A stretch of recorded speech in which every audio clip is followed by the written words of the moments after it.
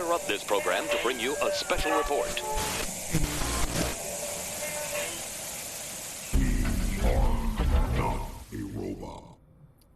Hello, everybody. Welcome to episode 105 of Not a Robot Podcast's DC Comics review show. As always, I have my amazing co-host joining me today. Rob, introduce yourself. Shazam with 3 A's. Very colorful, 3 very A's. flashing. Yes. And Josh, how you Someone doing? from an alternate universe. Yes. Not too bad. Hey, everybody out there. Today on the show, we will be covering the latest books from DC, and we hope you enjoy it. Make sure you stick around until the end of this episode to hear our top 3 books for the week, our biggest stinker, and to find out which titles may just make the dump list. Now, if you'd like to support us further, please visit buymeacoffee.com/NAR podcast for either a one-time donation or subscription for access to our Discord, as well as other exclusive content available on the network. But with that said, let's get into some news. Guys, what's new this week? God, so Josh, much. I understand you're off the cigs. I don't know why I said cigs. Yeah, cigs, smokes, cigarros, whatever it is you're gonna call them. I'm doing my best to try and get off of them again. This is my 4th time, I think, in the past 6 months that I've tried. One of these days, it's gonna stay. Yeah, fourth time's the One of charm, them. said someone, I'm Fourth, sure. yeah, that's We're all what rooting they for say, you. right? Yes. Fourth That time's is the charm. fourth thing, I believe. Yeah. That is the same. Well, there we Not go. 5th time. 5th Yeah, time. But you got this. You got this, man, I believe. exactly. Well, Whole that's good. Not a Robot family's rooting for you. Exactly. Well, that works for me. I'm good with Right. that. Speaking of things that we just can't seem to quit, sorry, that was kind of grim. What's new with comics? Oh, man, there's so much going on because, folks, if you were not paying attention, last weekend was San Diego Comic-Con, Yes, the it was. mecca of the nerd community. But before we get to that, there was stuff that happened around San Diego Comic-Con that I want to point out. Oh, mercy. First off, Multiverses. That's out. And what it's a game. fun. It's so much fun. Brandon, you got to get on this, bud. Maybe. I don't know. The concept hasn't sold me yet, but It's If- like still sounds it's kinda like like Smash Brothers with simplified controls, Yeah. and actually, like Rob's saying, it's closer to Brawlhalla without it being quite without the so weapons. hyper. Yeah. It's very fluid in its jump mechanics. The attacking is very. It needs some work. It needs some tweaking, and another member of our community said that the balancing needs some work too. So I can see where he's coming from with that. But honestly, if you haven't heard of Multiverses, if you enjoy platform fighters like Smash, Brawlhalla, etc., and you enjoy characters like Bugs Bunny, Superman, Steven Universe, and maybe even the Iron Freaking Giants, and that classic Warner Brothers character LeBron James, then this is the game Jesus for you. Christ. Tell me about it, right? I mean, Arya Yeah. Stark, awesome. Tasmanian Devil, awesome. Iron Giant, Daphne, Velma, excuse me, not Daphne yet. Velma, Shaggy, those are awesome. Why in the hell is you've been in one movie?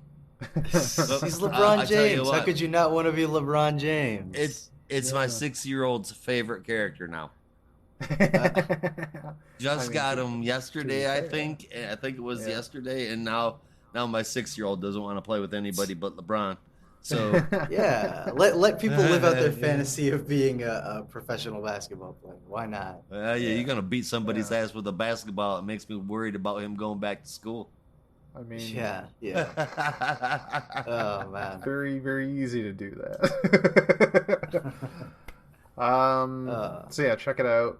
We're all online. It's a lot of fun. I want to play it every day. Somehow, and honestly, I took a look yesterday just because I was curious how many hours I logged. And somehow, I don't know how I found the friggin' time. I've already got over 24 hours logged on that game. I don't get that much free time. So for me, that's a record. On Multiverses? On Multiverses, yeah. Since last You've already Friday. gotten 24 hours in a week. Yeah. Damn, Yeah. son. Yeah. I Homie, you be seriously don't sleep playing and shit. think- It must be. You'd be waking up at 3 o'clock in the morning, not knowing what Yeah. you're doing, and you just. Angela's like, "Come here, baby. It's 4:30. You're going back to bed." Oh no, 4:30 is when you get up, isn't it? Yeah, that's when I wow. go to work. It's an 11-hour day from to and from with commute, so I don't know where the hell I found 24 hours to play. Yeah. I But keep waking up in front of the computer for no reason. Made extra time. Yeah. I mean that did actually happen. It's funny enough because last week, the Thursday after we recorded, I found out about the codes on Twitch, and I started a stream at like 8:45, and I woke up in front of the computer 2 hours later with the code in my inbox. So yeah, you're kind of right there, right on the money. My So beyond favorite thing that, is when I fall there's- asleep yeah. watching something and then I wake up and it's like, if it's not finished, it's like halfway through. And I'm like, what just Yeah. happened? Or if you're watching a series and it's on Netflix and you wake up and it's like 3 episodes later. Yeah. Oh, that ticks me off. It's like when you fall asleep to it. Yeah, you Yeah. wake up and you're like, "Why in the hell is this on Like, what the- season 3?" What the hell? How long was I watching this? Right? Oh God, I hate that. That's the one part. Yeah. Like when they stop it after a few episodes, like, are you still there? Yes, thank you. Yes. Yes. Yeah. But My it eyes still are takes a closed, few but I'm still paying episodes. attention. Yeah. Yeah, that shit might be annoying, but I tell you, it saves me a lot of rewinding. That's true. Yes. That's also why I like watching things on the computer, because the scroll wheel is so much easier. Like you just drag it with the mouse, not the scroll wheel, the hell's it called? You know what I mean? The timer bar. You have to like push a button, rewind, pause, playback go bar? forward, pause. Yeah, the playback bar. Thank you. Yeah, you just Yeah. grab it with the mouse and like put it exactly where you want. It's so much easier on a computer. Fuck TVs. Yep. I You say can that just as cast I to a use a TV TV. though. Yeah, pretty much, I have, yeah.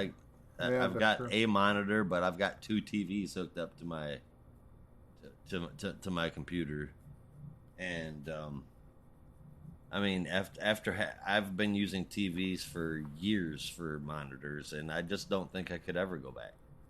Yeah. It is certainly a way to go. It's for gaming. It's wonderful. Yeah. It's what I do too. Okay, I'm so that guy on that to- always wanted the 80-inch television just so I could play with the 3-foot tall Mario. Yeah. That's the only reason why I want one. I want There's nothing life-size quite like video playing- games, man. Yeah, there's nothing quite like playing New Super Mario Bros. On a flat screen TV. That's the dream. Yeah. Yes, sir. A Uh, giant one, the size of my 6-year-old. Yeah. All right, what else we got, Rob?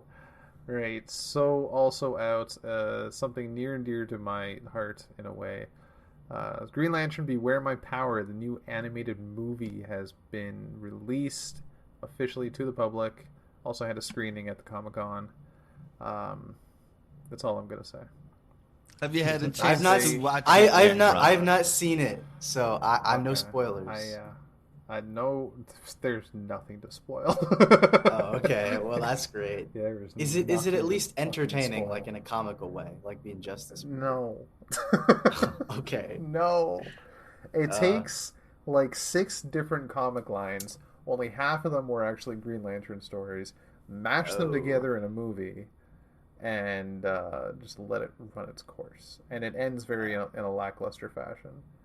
Oh no! That's And- disappointing. And you do know this part based on the trailer. Jon Stewart has not only technically his origin only because he was a Marine, and I think they lightly touch on his architectural background, but they combine both Hal Jordan and Kyle Rayner's origins and give it to John.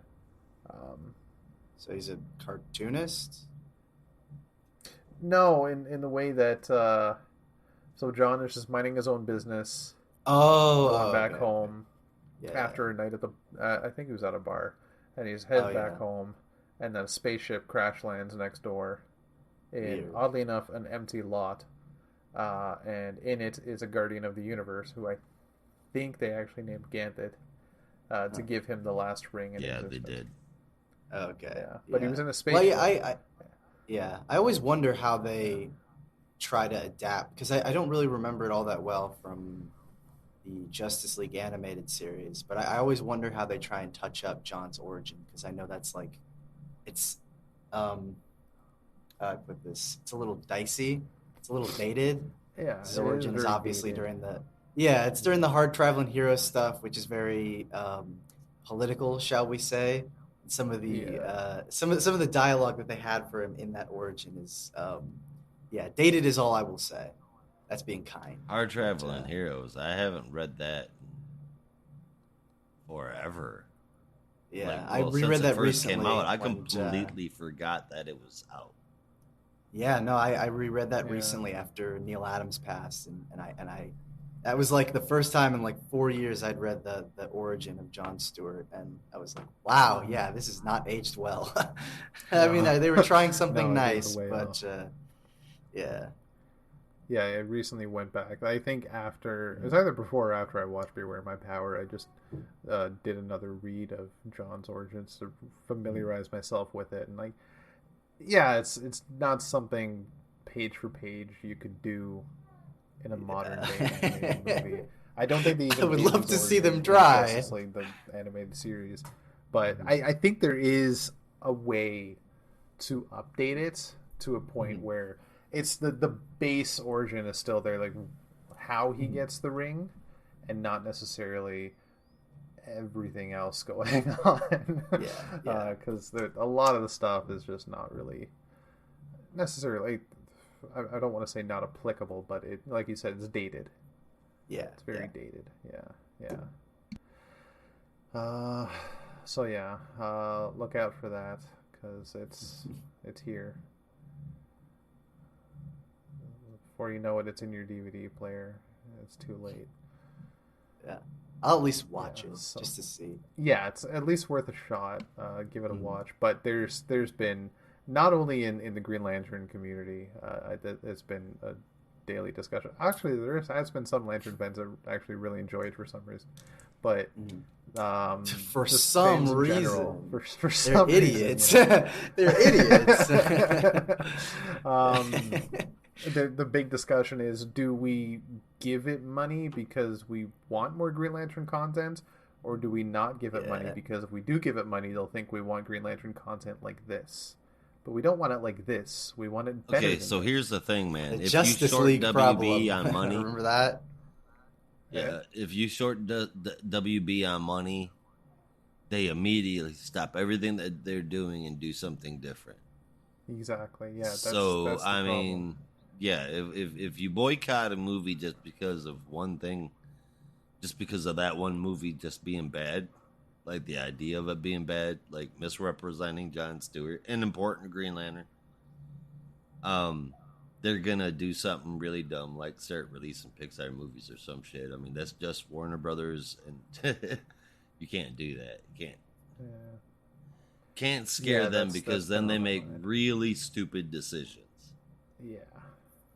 I will say, though, I've not overly been impressed with their animated universe since the end of their last extended animated universe.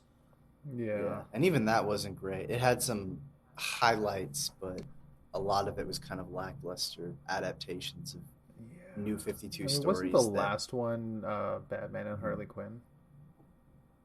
Yeah, I think that might have been like a Tim. Yeah, that might have been like a Timverse movie though.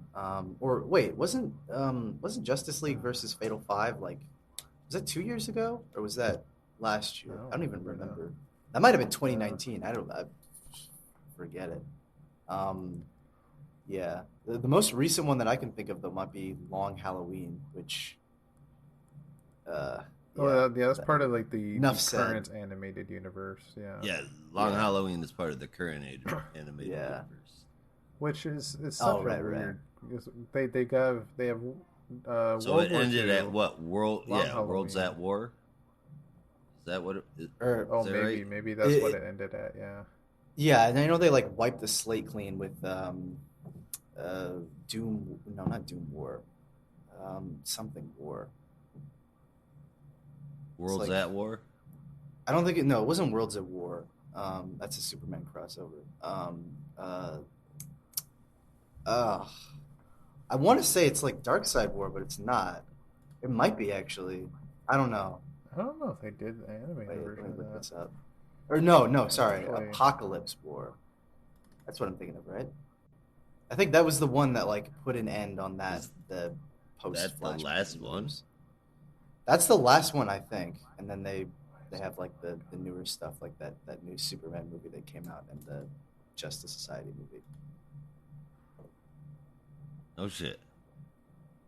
Well, Wow.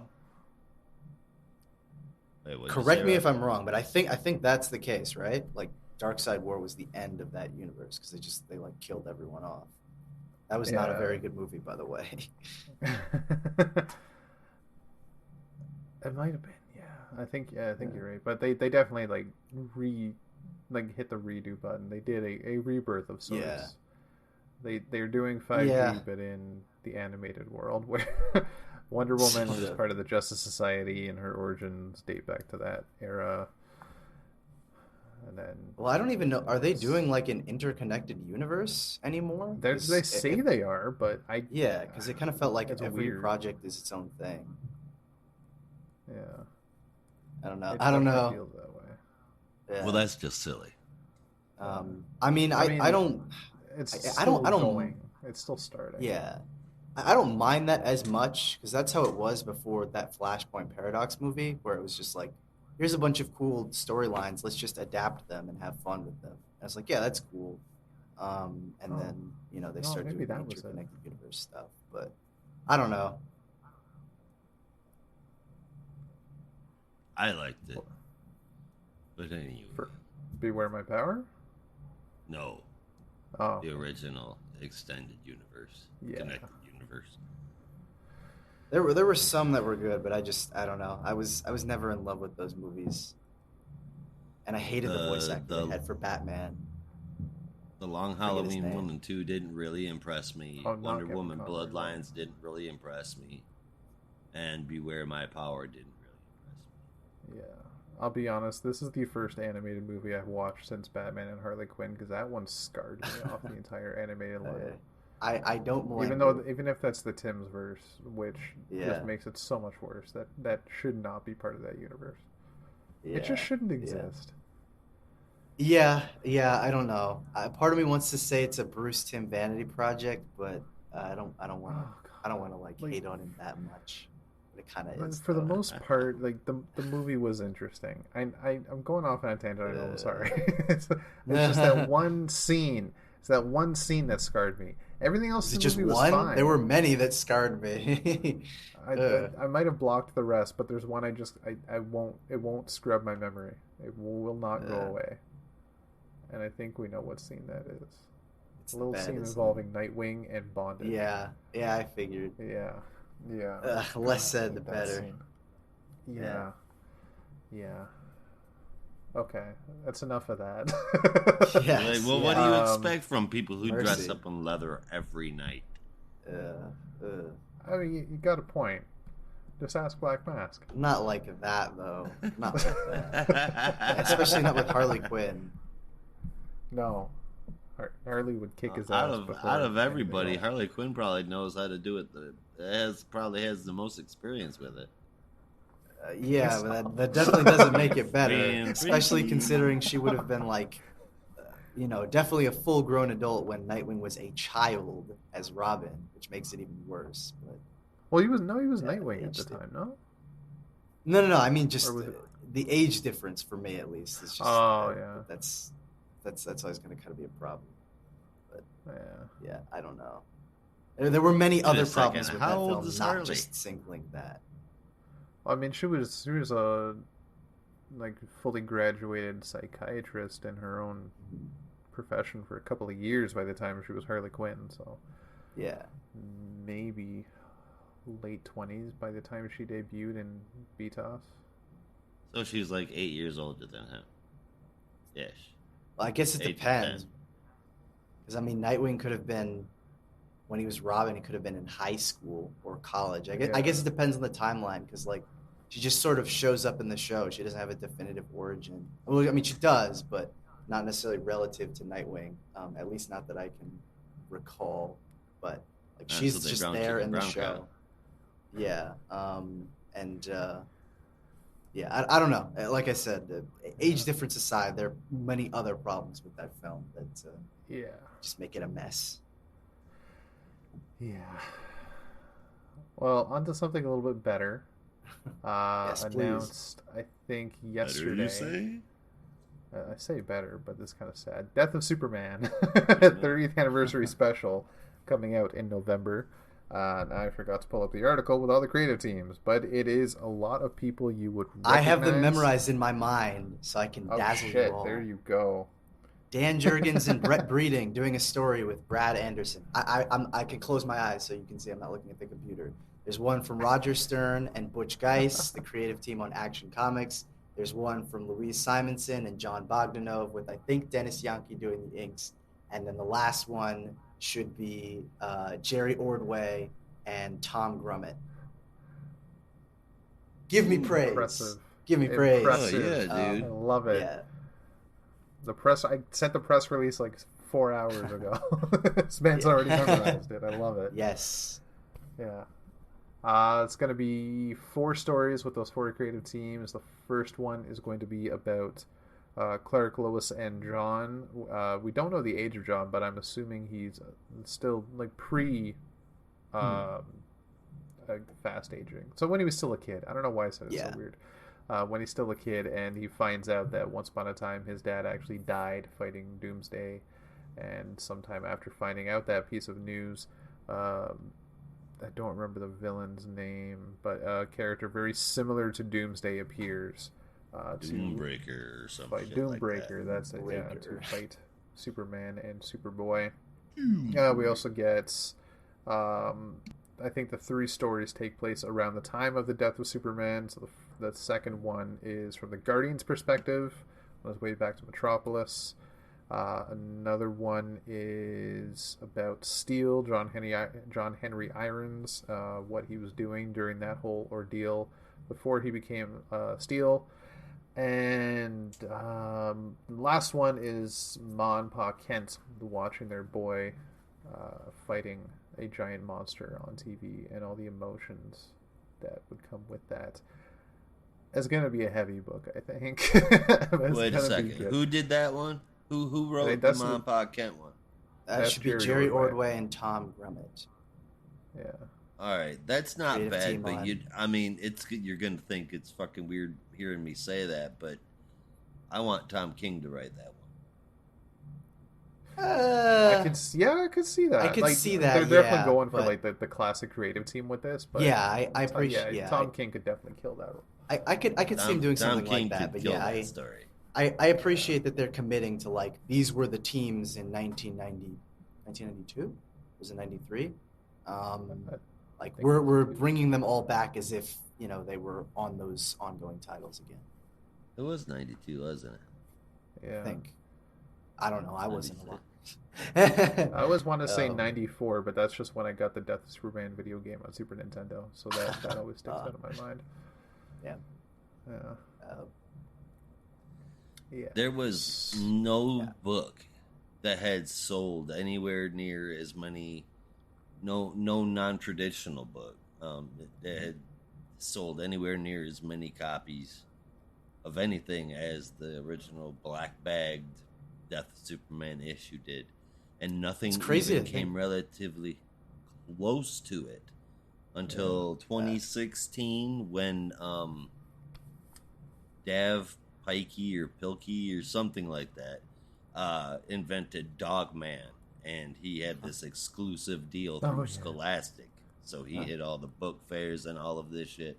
He had a whole line of comic books aimed specifically at young kids, but that actually managed to come close to the Death of Superman within, I want to say, a few million. Jeez. But there's been nothing that's ever done like the Death of Superman. not And that had was that the kind of first cultural major impact. story that had like national news publications, right? Yes, Think yeah, so. there was. Time magazine had freaking had a whole issue dedicated to it. Like pretending like an immersive issue. Oh yeah. As though it was a whole as though it was like a whole Daily Planet magazine. It was really cool. I mean, it was to be alive then that and be a comic book fan. It was, man, it was just something else. I can't even put it into words. It was so cool. Yeah. Yeah. She could have been there. And Yeah, I read then an interview earlier today with Dan Jurgens where he's like, apparently was on, not him, but the story that Superman had died was on like Jay Leno or something. Which is kind of crazy to imagine someone Yeah. covering like a story about that. right, you could get the black polybag ones that were normal, and then my brother and I got two apiece, where you got the white polybagged ones, and then if you were dumb enough to open them, that's why we got two. You got the Yeah. armband and the ring inside. Oh, that's so cool. Yeah, that would have been awesome to still have today. Oh man. Oh man, that would have been. Regular Superman 75 is worth about nothing though. Yeah, no, Oh, I scored my copy for like $2 at Yeah. a local comic store, and I still I'm haven't surprised gotten at it any signed. version of that issue. Yeah, Oh shit. Dan Jurgens is at like Fine. every single East Coast con, and I always forget to bring the copy. I don't know why. I literally sat down with this man at Terrificon last year, and I forgot to bring the one thing that I wanted him to get signed. Felt like such a Wow. schmuck. Well, there's still time. There will be Yeah. more cons. Yes, I hope so. Yeah. So that's it for the side news that I've got. There were others, but I can't remember them right now, and I forgot to write them down. So I Oh, will no. I will get started if that's okay with you guys on the SDCC coverage. Specifically, show must go on. my wheelhouse with the movie reveals. Oh man. Yeah. Uh-oh. So it's gonna be awkward, this being a DC show at all. So what I've written down here. So Marvel and Disney showed off a stellar display with two public trailers, which were released on YouTube at the same time. That's Black Panther: Wakanda Forever and She-Hulk, and three private ones screened only for Hall Ages audience. That would be Ant-Man, Secret Invasion, and Guardians of the Galaxy Volume 3, as well as a look ahead through the confirmed end of Phase 4, which is Black Panther: Wakanda Forever, the slate of Phase 5, and the teases towards Phase 6, which includes Fantastic Four confirmed release date and two Avengers movies in 1 year, Christ, 6 months my apart. children are gonna be watching these movies. You know, Oh my the man's God. he's already got the next 10 years Ugh. planned. He's already ready God. through Phase 9 and 10. And you can also expect more reveals coming at this year's D23 Expo. There are many more exciting things to come. I can guarantee you that. Meanwhile, WBDC had a lackluster Shazam trailer and Dwayne Johnson in his Black Adam costume, awkwardly answering fan questions he doesn't know the answer to, such as, when's Henry Cavill coming back? So As maybe embarrassing next as year that we'll get was, something I good. didn't hate the Shazam trailer. Yeah, it wasn't awkward, horrible. yes. It was just, I remember the fun of the first one, and then watching Yeah. this one, I'm like, there's not that much fun here. It's really just, I get the whole point of the trailer is to show off some of the plot, but that's all it Yeah. did. It didn't Yeah. do much to excite. I will say this one as a final point. I didn't write it down, but it's been in the back of my head since I watched the trailer. I forgot how hard puberty hits people, because when they show the flashback to Billy, he's like, you can see how much Yeah. younger he looks, and I was like, oh my God, Jesus, he's like a grown ass Yeah. man now. The Kinda actress made for me Mary laugh. Marvel is 26, and she Yeah. plays both Mary and Mary Marvel now. They don't even Hmm. have a separate actress for her transformation anymore. And I Wow. think the kid that plays Billy is Oh, Bill. also He's gotta be in his like 20s 18. now. Oh shit. Let me double check. Oh, maybe not. Asher Angel. No, he's 19. He's 19 now. Yeah. Yeah. Yeah. That's not so bad. Yeah. So, if they're doing a third one, they gotta hurry up. Like, film it right now. Yeah. Or just have... oh, God. Can't remember his name now. Just have him as Shazam the whole movie, which would suck, but you might have to. The last thing I have is... Chuck. What the hell is his real name, though? Yeah. I almost Chuck. said I thought no one was going to get That's that. not right. No, Zachary. Yeah, Oh, no, say dude, I Zach love Braff. Chuck. Chuck. I love Chuck so much. Yeah. I watched... dude, there was not many shows you could get me to show up weekly and watch religiously. Chuck was one of them. Yeah, it was a good show. I love Fucking it. Zachary Levy, and he was Zach something. Yeah. Zach. Is it Levy or Levi? I've been saying Levi. Maybe that's not right. I don't know. Sean Levy and Dan Levy, so I just went with Levy. I mean that Sean and Dan Levy have a different spelling. I think it's with a Levy, Y. right? Yeah, but Zach is Levi. Yeah. Oh, is it? Yeah. Oh, then it's. I've That's why I was always like, heard oh, it as it's like Zachary Levi. Levy. It could be Zach Levi. He might I have no just- idea. Every time I hear people talking about him, they say Levy, so I got used to that. I just think we should call him Chuck. No last name. Yeah. Just Chuck. Matter of fact, that works with the show. That's his name, just Chuck. There you Yeah. go. Chuck. No, he's just Chuck. The last thing I've got, it's Sarah kind fans. of a small thing that came out yesterday. Kevin Feige has confirmed, if you're curious, the Fantastic Four movie will not be an origin story. I know that's been a big question for a long time. Do we really want to see the origin again? How are they going to do it? Are they going to explain where he is, where they've been for the past 10 years? Just a glimpse. That's all they need. That's all anybody needs. What? The Honestly, shit's what been that on tells TV me, though, twice now. Yeah, is like that everyone this is knows not the gonna be origin. an It's like origin story. Spider-Man. Yeah, you know the origin at this point. Went Or into Batman, space. right? There was cosmic blob shit. Now they got Exactly. superpowers. There, One guy there you go. around. You're caught up. You're all caught up. That's all you need Yeah, to know. and then you don't spend half the movie awkwardly explaining science crap that doesn't make any sense and does not exist. What, you to don't get to like a trying plot to explain that- the negative zone or whatever the hell they were trying to say it was? God, that I don't was even. such a- Was that the negative zone? I really hope it wasn't, because that's just. I Another think they were negative saying trying on the to movie. imply that it was. Yeah. Oh God. I think Dr. Doom was an angry blogger. Yeah. Well, it was like I don't even want to go down there. That's a whole other rabbit hole. No, but I can't. Aaron. I can't. Yeah, not this time. Not right now.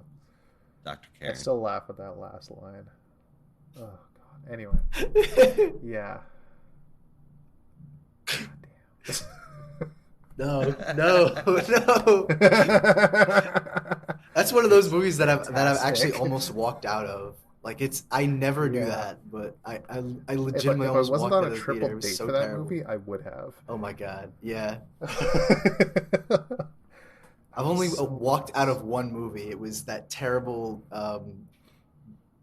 weirdly enough, Dwayne The Rock Johnson and Kevin Hart movie, Central Intelligence. And I went to see that with friends. Oh really? And I literally got like halfway through. I was like, "Fuck this! I will meet you guys later. I can't do this. I literally cannot watch this anymore." And I walked outside. This movie and offends me so much. I cannot stand to sit around. No, my I was friends literally for just, another 45 cannot. minutes. Like I literally cannot. Like I will meet you guys later. We'll go out. We'll get lunch or whatever. I cannot sit and entertain this nonsense anymore. Like I will meet you later, but I can't. Shit. Not even I never for an watched hour. it, but I didn't think it'd be that. Not even. Not even. Like I could not take it anymore. It was that I don't bad. remember it. Good. Shit. I don't remember it. I remember Red Notice with him and Ryan Reynolds, and Gail Gadot. Oh, excuse me. That was a I don't pretty know if I fun watched that good either. movie. Yeah. That was a pretty good one. But man, There's so we many got movies with the lots name of Red stuff in it. to get through as far as news Oh, yeah, goes, and man. we've been Yeah, in this so for yeah, half an we'll hour get already. cracking on What's that. going Been, on, been guys? goofing around. We're all full of vibe and energy. Yeah. Yes. Bullshit. It's super humid. Don't everybody talk at once. Yeah. Oh God. Yeah. The only thing I was gonna say is that that bit about the Fantastic Four movie not being an origin story, that tells me if they're not necessarily doing the origin in that movie, some may or may not pop up modern day versions, 616 versions in other projects leading up to it. So you have like the entirety of Phase 5 to look out for Fantastic Four characters. Yep, and honestly, they could just go turn around and put their own spin on the shit. Look how we were introduced to mutants. Mm-hmm. You know what I mean? And I'm hoping for the villain, for whatever this movie will be, and you know, we won't stay on this too long, but I'm hoping whoever they choose for the villain, it's not Doom or just like any of the, you know, big name FF villains. Like go with something that, like with the first Spider-Man movie, they went with Vulture. Certainly not the most popular pick, but hey, it worked. Like just let's go with something that's simple, that people can get into, that's fun, that lets them play up the science angle of the four, and then just go off of that, right? Something that can show off the Fantastic Four without it being the last ditch effort and all of it being a bunch of cut shot CGI shit.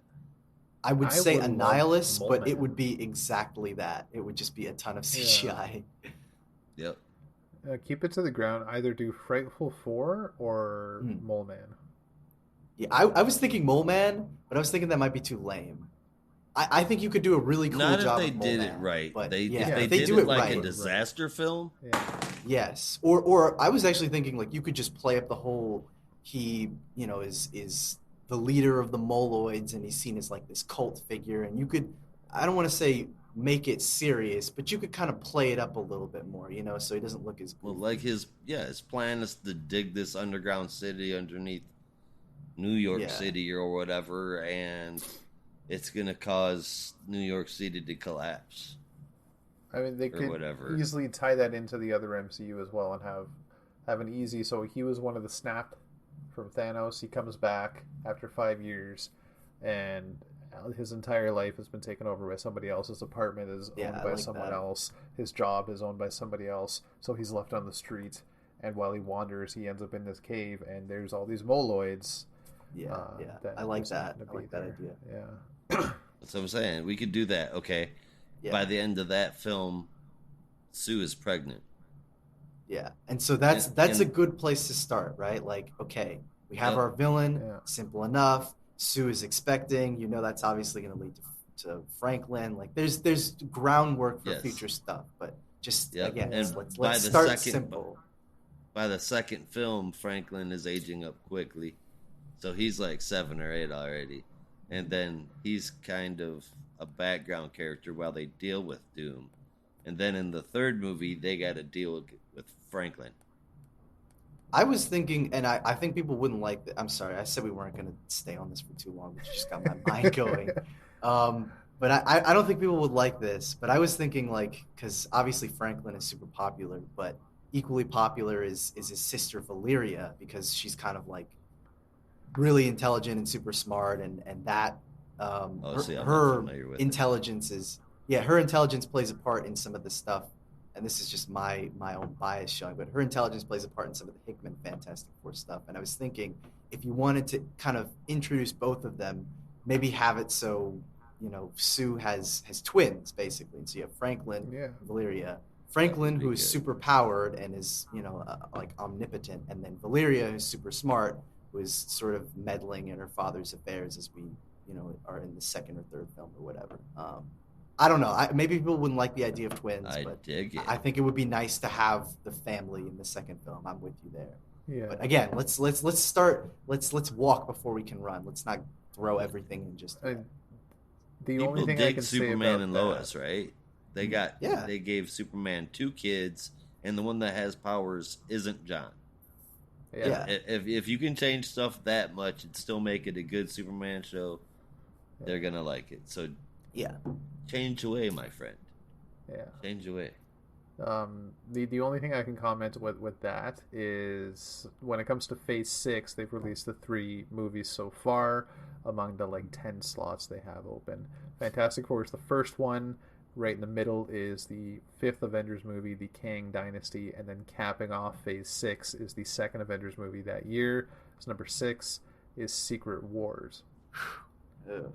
So if you're familiar with the Secret Wars storyline, you know what may be coming. Well, they've already kind of with teased Fantastic it with, Four starting that phase.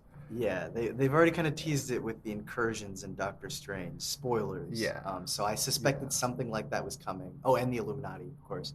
Although I guess they're dead, but you have to assume there are other versions of the Illuminati that exist. Oh, they're bound to be, yeah. Yeah, but I mean, we know there's going to be another version of Reed. Of course. Yeah. Which, Oh, hey, shit. Council of Reeds. What? I'm just saying. I mean, Hold let's up. not do that in the first one, but it could be there. I'm just saying.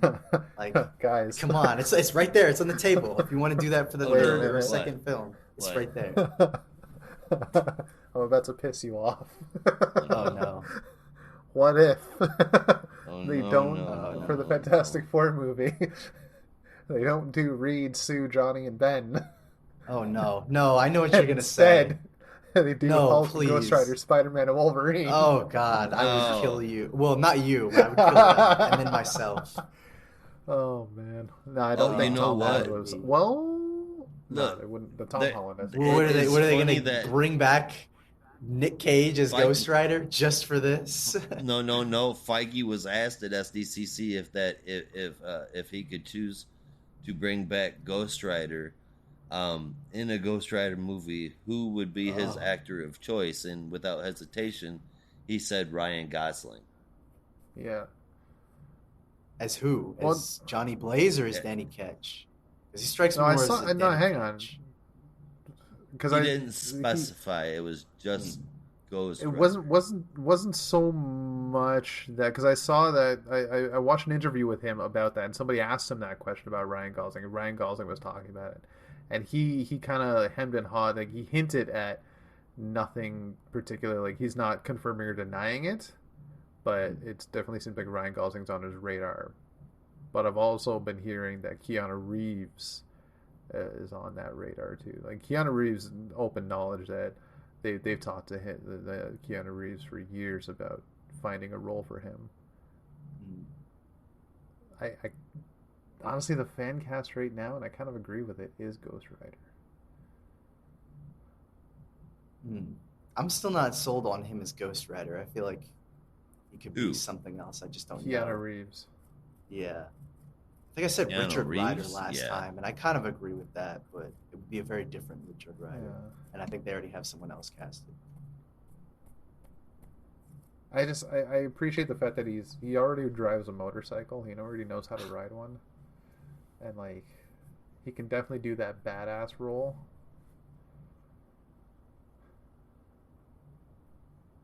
I don't know. I'll take either one. Am. Whoa.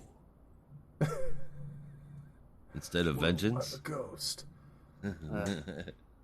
Whoa, Yeah. I'm vengeance. Whoa, I'm on fire. Yeah. Just take all my money. So yeah, that's the thing. That's all I've got. But we can move on. We've got a lot to work on. Yeah. Well, considering that we've been here for almost an hour, gabbing, I'll move through my stuff pretty quickly since it's mostly just comic announcements coming from SDCC.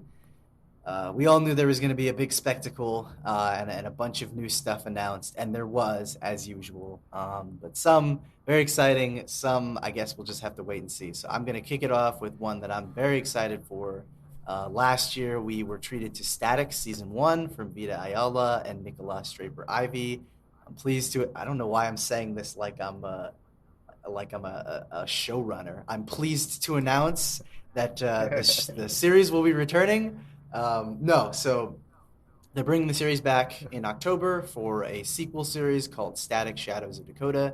That will be coming from the same creative team, which is very exciting. And it's also exciting because I feel like if Static is coming back for a second season, you can imagine that the rest of them are coming back. So I'm sure they're working on Hardware season 2, Yes. Icon and Rocket season 2. Hardware I'm particularly excited for, and then I guess we'll wait and see for Blood Syndicate and Duo, since those are still in their first season. Following that, we have, maybe a sad announcement. I guess it depends on who you ask. But DC recently announced that the series Future State Gotham will be reaching its final conclusion with issue 18. That will be out on October 11th. But at least for the time being, this looks to be the end of all the Future State stuff as related to Batman. So if you've been joining that series, I'm sorry. It's had its moments, some interesting stuff. I think it's pretty good right now, but it is unfortunately reaching its final issue come this fall. Following that, there was an announcement for a new Superman original graphic novel from Cinna Grace, who I've read some of his cartoonist stuff, but I'm not entirely familiar with all of his work. But it looks to be interesting. It's another take on a kind of Smallville type of origin, but I think there could be something there. And that should be out, I think, either fall of 2022 or that will be 2023. And then we got our first look at the Blue Beetle Graduation Day series that was in the round robin from last year, as well as Constantine, the Distorted Illusion series. Both of those will be coming out at some point, but we at least get the first look at some of the preview art, which is cool. So I hope those will be satisfying in a way. I hope the Blue Beetle one will be satisfying. It feels like it has been a while since we've got a Jaime Reyes story, so I hope there's something there. Too long. And then, what was the other one that I had? Sorry. They released the preview images for the Riddler Year One story, which is tying into the Reeves-verse Batman stuff. That is being written by Paul Dano, the actor who played Edward Nashton, the Riddler, in the film, with art from Sivan Subic, who I'm not familiar with, but it looks very dreamlike, very Vertigo-inspired, you might say, with like the kind of painted, photorealistic aesthetic that a lot of people go crazy for, myself included. That's out in October, so I think that one at least will be interesting to check out. And then three new titles in Gotham City specifically, because we're never getting enough Batman stuff. And that is, of course, the previously announced Batman Incorporated from Ed Brisson and John Timms. We got our first cover reveal, one from Derek Chu and one from John Timms, with one upcoming from Chris Burnham.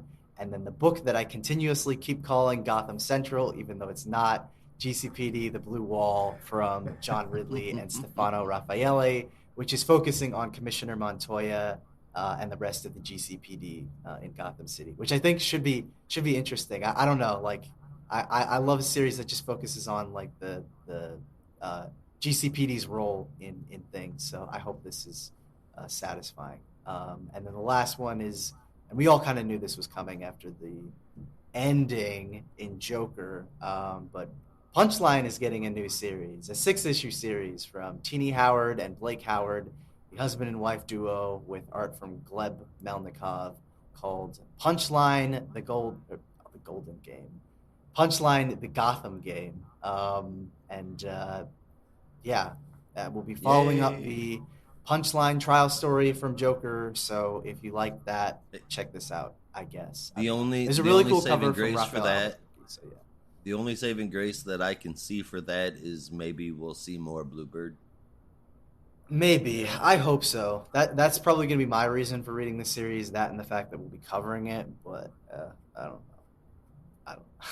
don't know. I don't know. Like, I wish I could pretend. I'm so done with Punchline.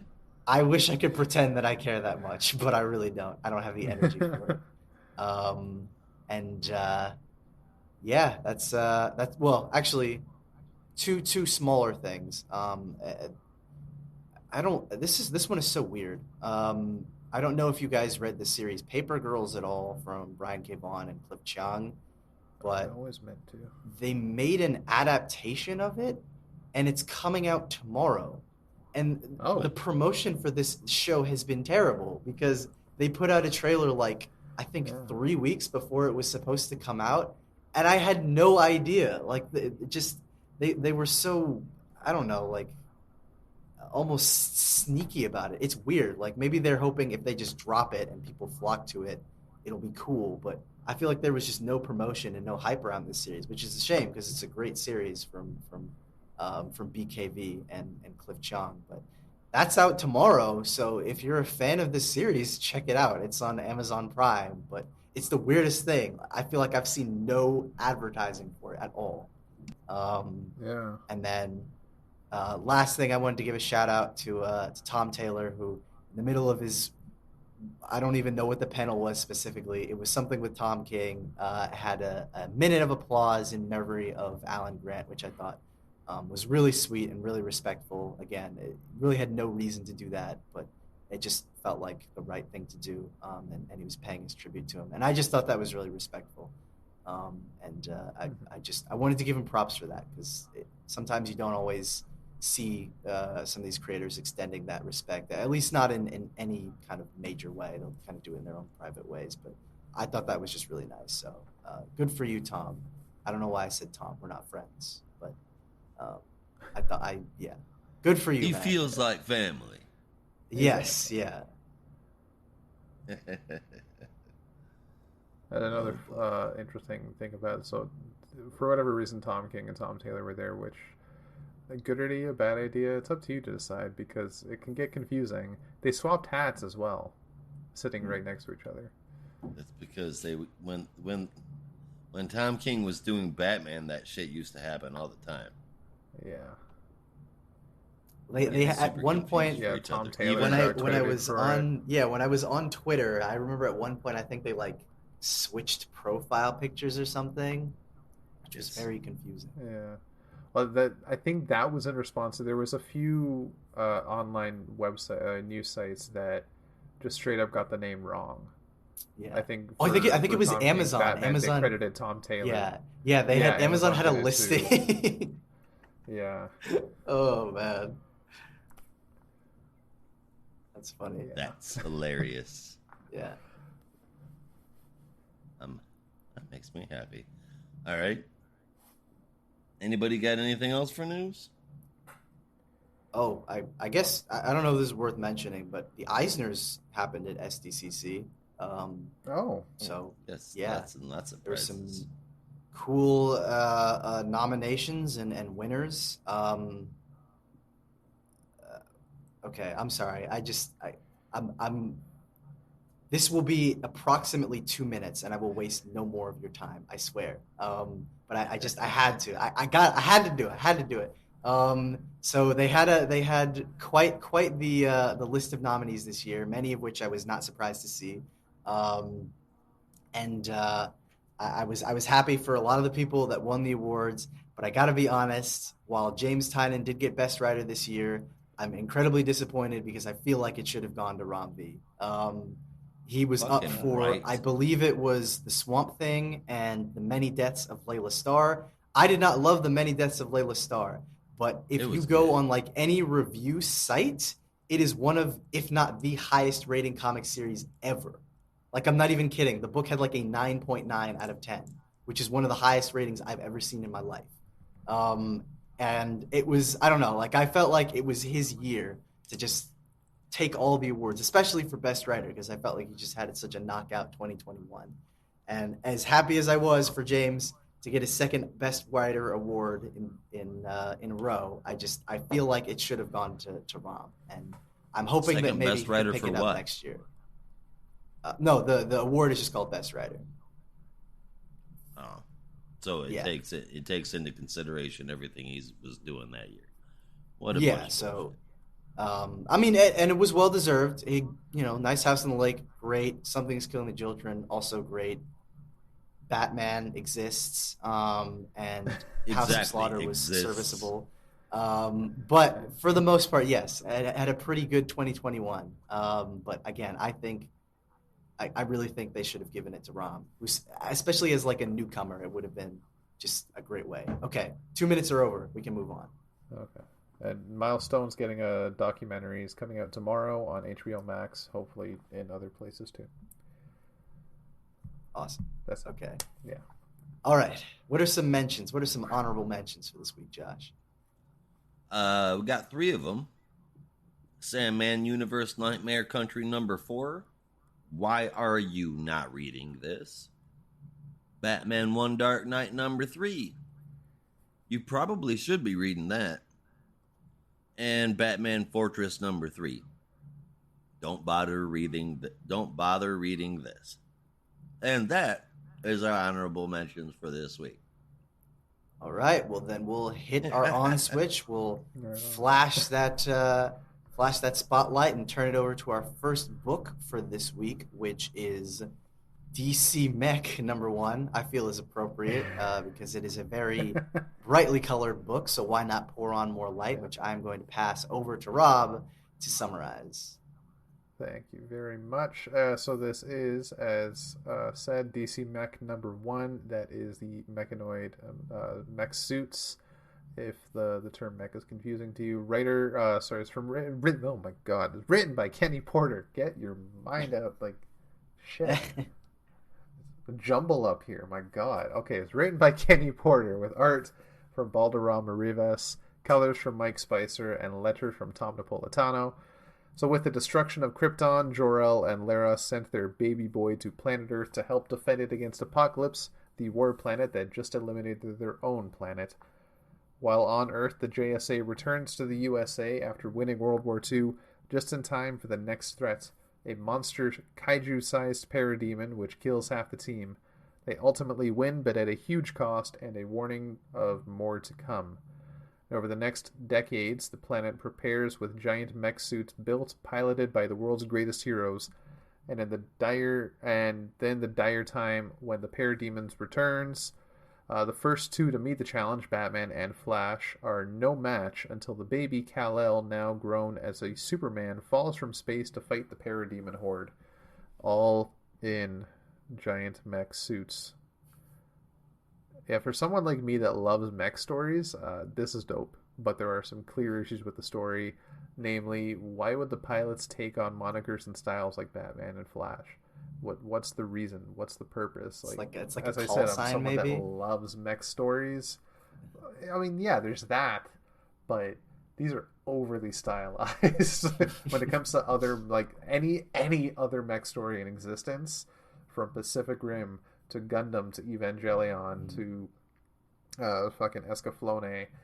Yeah, they'll have call signs and they'll have style, but not like this. this is over stylized. This is like, maybe I was a hero first and now I'm getting a mech, but they didn't go into that detail. I kind of hope we do see that in the 6 issues that take place, the 5 issues that remain, and we will see other members of the Justice League. I am very curious to see if Cyborg has a mech and how that's going to work out, because that'll Maybe be he interesting. is the mech. Maybe he is the mech, you know? Oh. Maybe he's the first mech with an AI. So yeah. I gave it a 7 out of 10. I didn't hate it. I do have a lot of questions. I hope they get answered. But like I said, I'm a guy that loves mech stories. I do not think this book is for everyone, and I recognize that. And I have a feeling I'm about to hear some reasons why it's not for everyone. You would think that this would be like the kind of book that I would look at and just go, this is a total load. Why did I waste my time on this? Especially after, as Kirk and I will tell you, we had our brains just like melted, not in a good way, in a very stupid way, by the Marvel Tech On series, Avengers Tech On series, which was, I mean, it was literally just a walking advertisement. Like, it was the most ridiculous thing I've ever seen. So already I kind of had some baggage going into this, but it was a surprising amount of fun. I think I was shocked by the JSA opening, which at least got my attention. And then I was like, okay, all right, book, I'll give you a shot. Let's see what else you got. Okay, book. Yes. Yeah, I know. See what okay, you got, DC book. Mech. Let's see what's here. And it was more fun than I think I was expecting. I am someone who has probably watched a handful of mecha shows at best.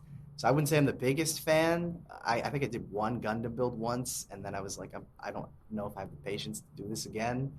Um, but yeah, I mean, it was, I don't know, it was like fun. Like, yeah, that was the thing. Yeah. I was like, I was starting to get frustrated, and I was like, all right, let me just calm down. But yeah, no, it was fun. Like, I agree, there are some things that are very hokey, very silly. I didn't really so much mind the names, but it definitely felt like they were leaning into a lot of tropes that I felt like worked in some ways, but in other ways just felt kind of silly. So I gave this one a 7.5, which is generous, but I do recognize that it is very silly, but it maybe it's just trying to be something that is less serious. Like, let's just have fun with the weird universe where all our superheroes are driving mechs, which makes it sound like I'm giving it a pass when I was totally shitting on Avengers Tech On. But that was, yeah, that's a whole other can of worms. At least this is like trying to, I don't know, have some kind of story. That was just a mess. That was like, let's just put a lot of action onto a page that has cool mechs, and then that's it. Fuck you. So yeah. Yeah. 7.5. Like if you want this to be slightly better, give a reason why these mechs are individualized. Like for Flash, it's got booster jets, which make it the fastest mech built. And that makes sense. But why is Batman Batman? What makes it different from any other mech? Give us stealth mode. Yeah. I hope. Prep time. That would make sense. My suit slows down time so I can develop plans while everyone else is frozen. There you When I go. come back, I'm prepared. That's the real All right, answer. Brandon, you gave it a 7.5. Rob, what did you give it? Yes. I gave it a 7. Oh, wow. Okay, so when I started reading this, I immediately thought of Jurassic DC or whatever the hell we're called that. Yeah. The Jurassic League. How dare you? Jurassic League. There we go.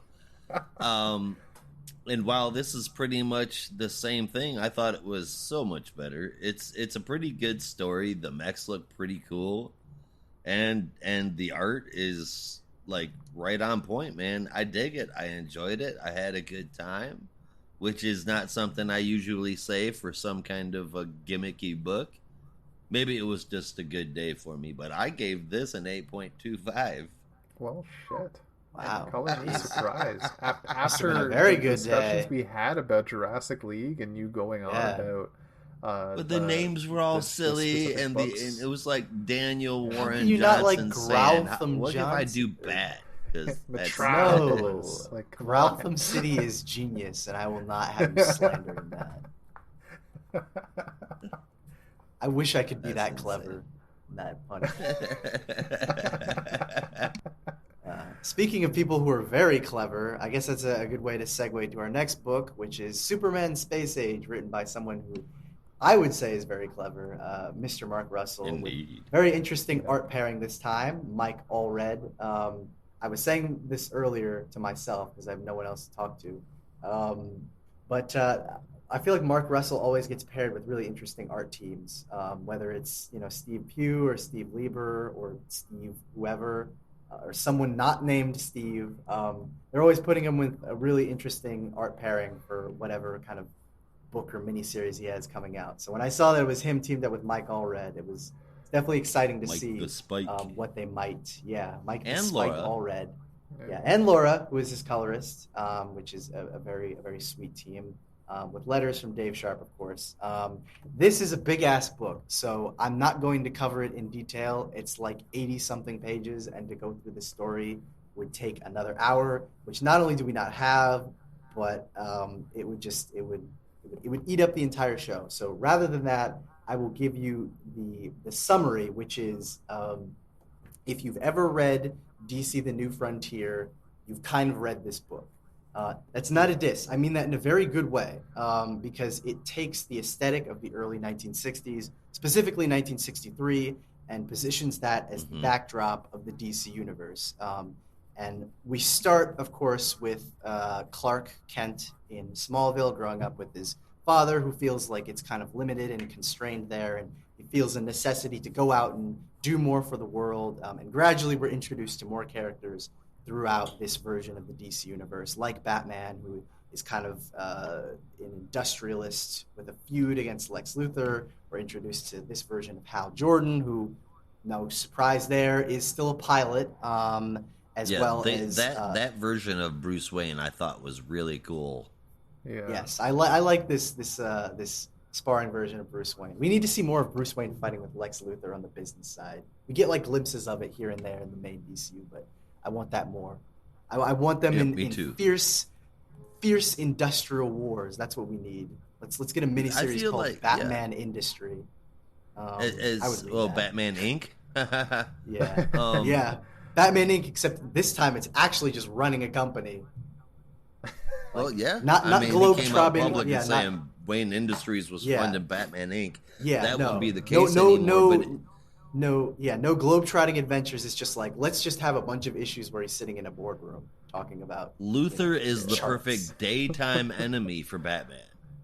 Yes, I agree. Yeah. And if he were to take off the cowl, that could continue Bruce's stories. Mm-hmm. But anyway, yeah, it uses the backdrop of the 60s. I know. Yeah. No. I agree. But it used the backdrop of the 60s as a way to kind of tell the story, which I really like, which is why it reminds me a lot of The New Frontier. There's also an interesting subplot that I just kind of wanted to mention, but I won't get into too much detail with, on Pariah, which I wasn't really sure how much this was tying into like legitimate DC continuity or if this was just a fun Easter egg that Mark Russell was kind of like poking us with, but I thought that was cool. But yeah, really, again, it's almost like the book is called Superman Space Age, and Clark is certainly our protagonist, but I feel like it's really kind of like an origin of the Justice League, again, set in 1963 in the early 60s, as they're all coming from very different places to ultimately team up together as what will become the Justice League, which is why it reminds me so much of New Frontier, in a lot of good ways. And it does pay tribute to many historical figures and other references from that era, which I really appreciate. The art from Mike Allred and Laura Allred is sublime, but you knew that already. You knew that when you bought the book or you looked at it and you saw the cover and he's holding the Earth, and it's just the most gorgeous thing you've ever seen. But my final thought was just that for as much as Mark Russell is known for his comedy, whether you've read One Star Squadron or Not All Robots or Billionaire Island or Prez or any of the funny books that he's done in the past, this, I think, is definitely a bit more dramatic, which is an interesting shift in tone for him. And I hope that Not All Robots was pretty dramatic, too. Oh yeah, no, definitely. But he kind of has like that poking humor, and there's elements of it in here. But this I felt was a lot more like I really have something important to say about Superman set in this era, which I appreciated. So I hope that people aren't overlooking it just because they expect one thing from Mark Russell and get something different here. But I really enjoyed it, and I think both fans of Mark Russell, fans of New Frontier, and fans of Superman will enjoy it as well. So this one got an 8.5 out of 10 for me.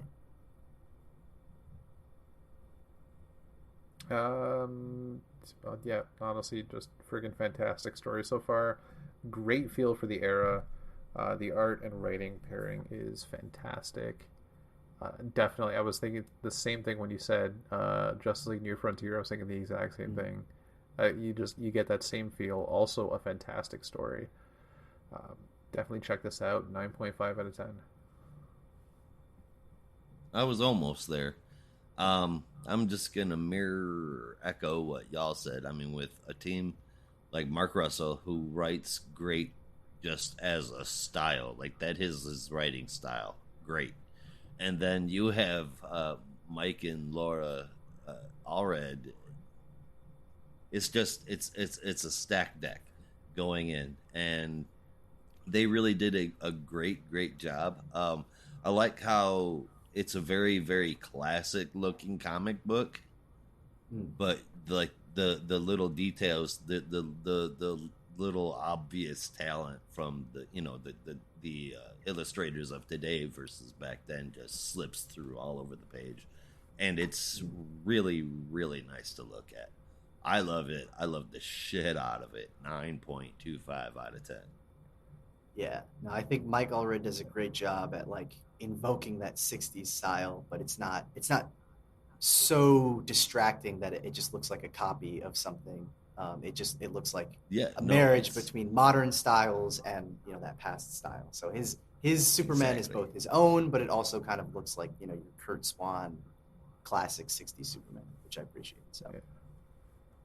Even down to like the location cards, where like when they say what year it is, 1965 is written in like a classic '60s billboard.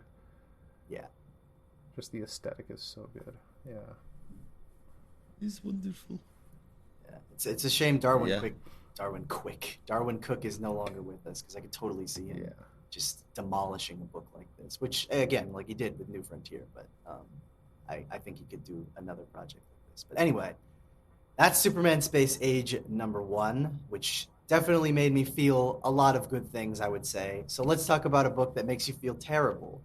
Task Force Z #10. I'm going to pass that over to Josh, who will drag us through the muck and misery that is Task Force Z. Wow, Brandon, tell us how you really feel. No, not that it's a terrible book. It's just, I mean, the book is like grimy and gross. Would you deny that? Really, is the cover no. not a corpse of Bane? Yes, it is. It's a pretty cool cover, drawn by Eddie Barrows and Adriano Lucas.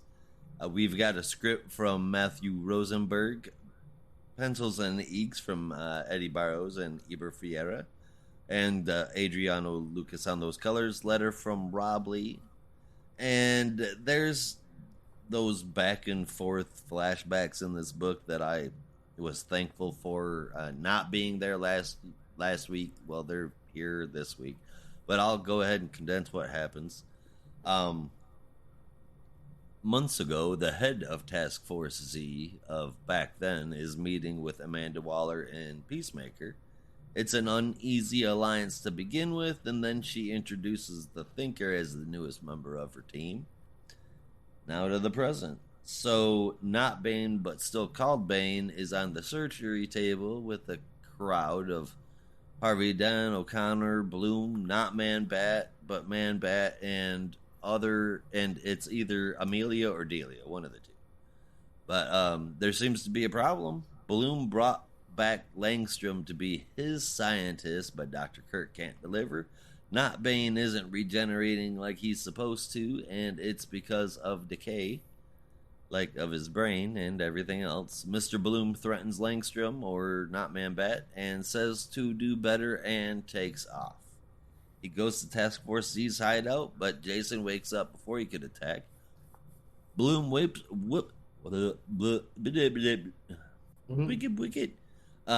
He whoops.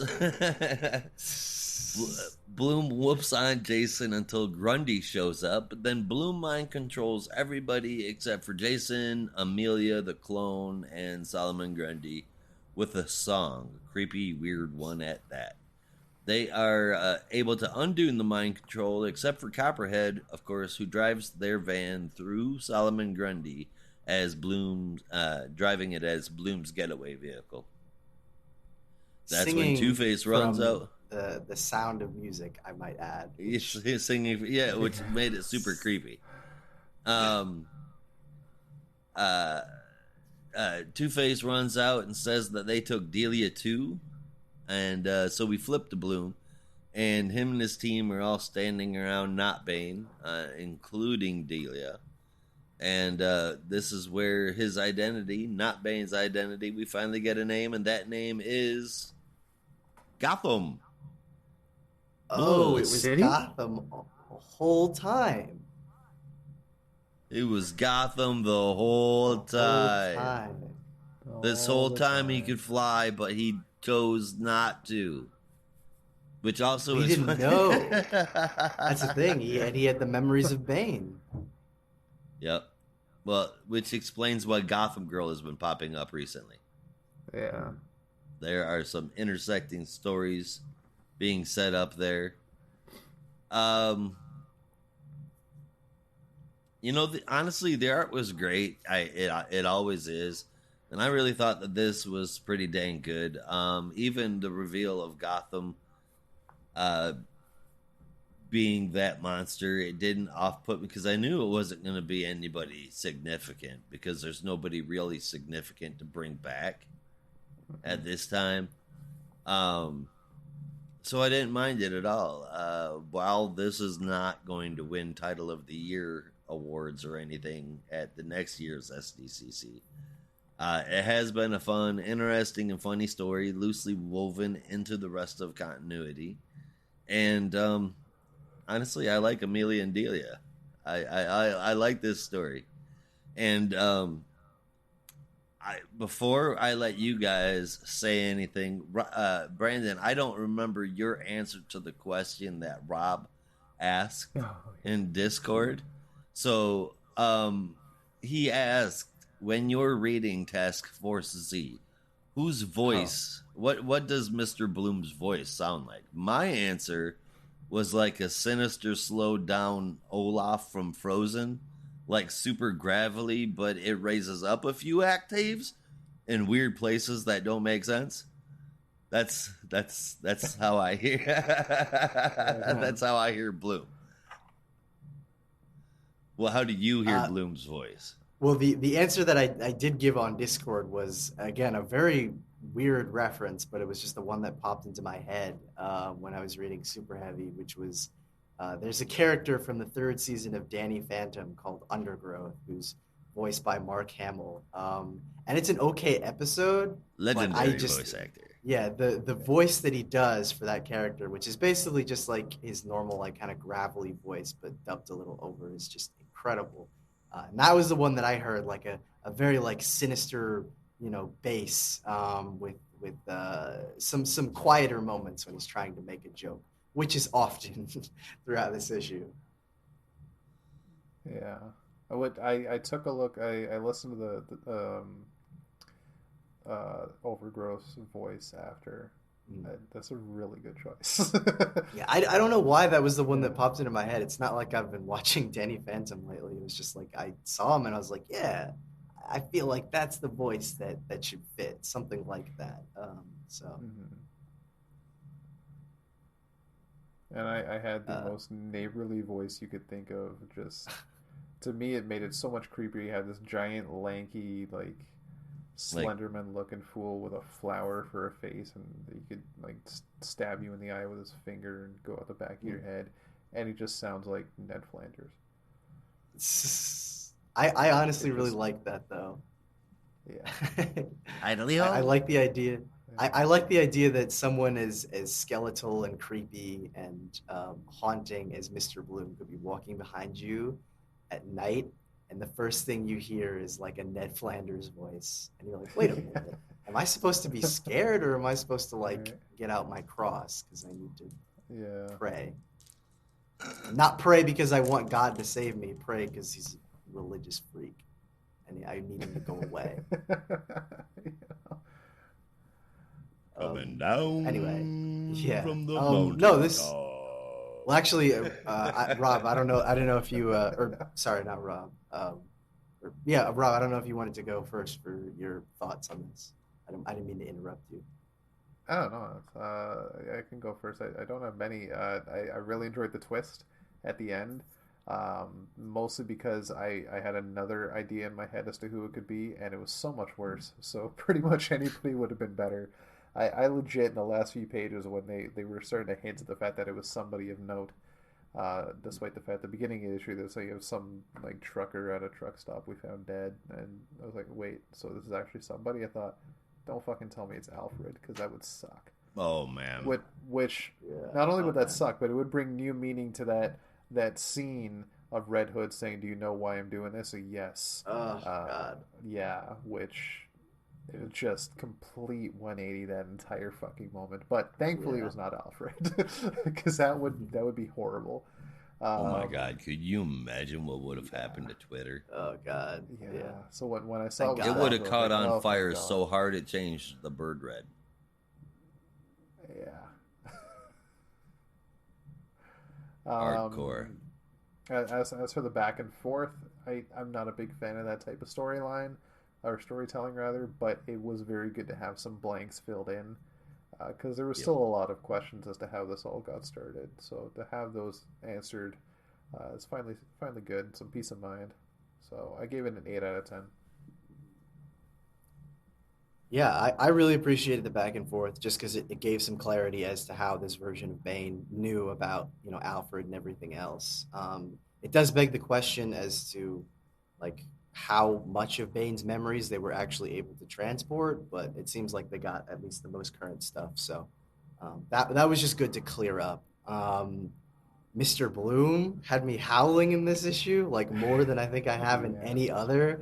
I don't know, like I mean, He he's was been a pretty funny. comedic character consistently, but I don't know. I feel like this issue they just like turned it up a notch or something because it's like every time he talks is like just I mean, sometimes that might get grating and kind of annoying, like to have a character that's constantly making jokes. But I don't know. It was everyone was landing with me, especially when he turns to Amanda Waller and he's like creepy ass skeleton looking motherfucker, and he's like, first of all, I'm gonna take that as a compliment. And I was like on the floor. I was on the floor. I was like, Jesus, Yeah. man, chill.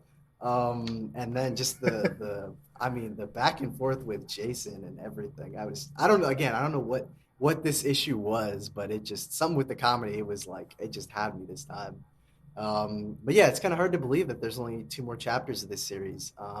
Not because it feels like the story doesn't feel like it's conclusive, but it's just it feels like it's gone by pretty fast. I mean, it has been a year, but I guess we've just been enjoying it It's for the most crazy part. to That think it's that, it's isn't gone it? by.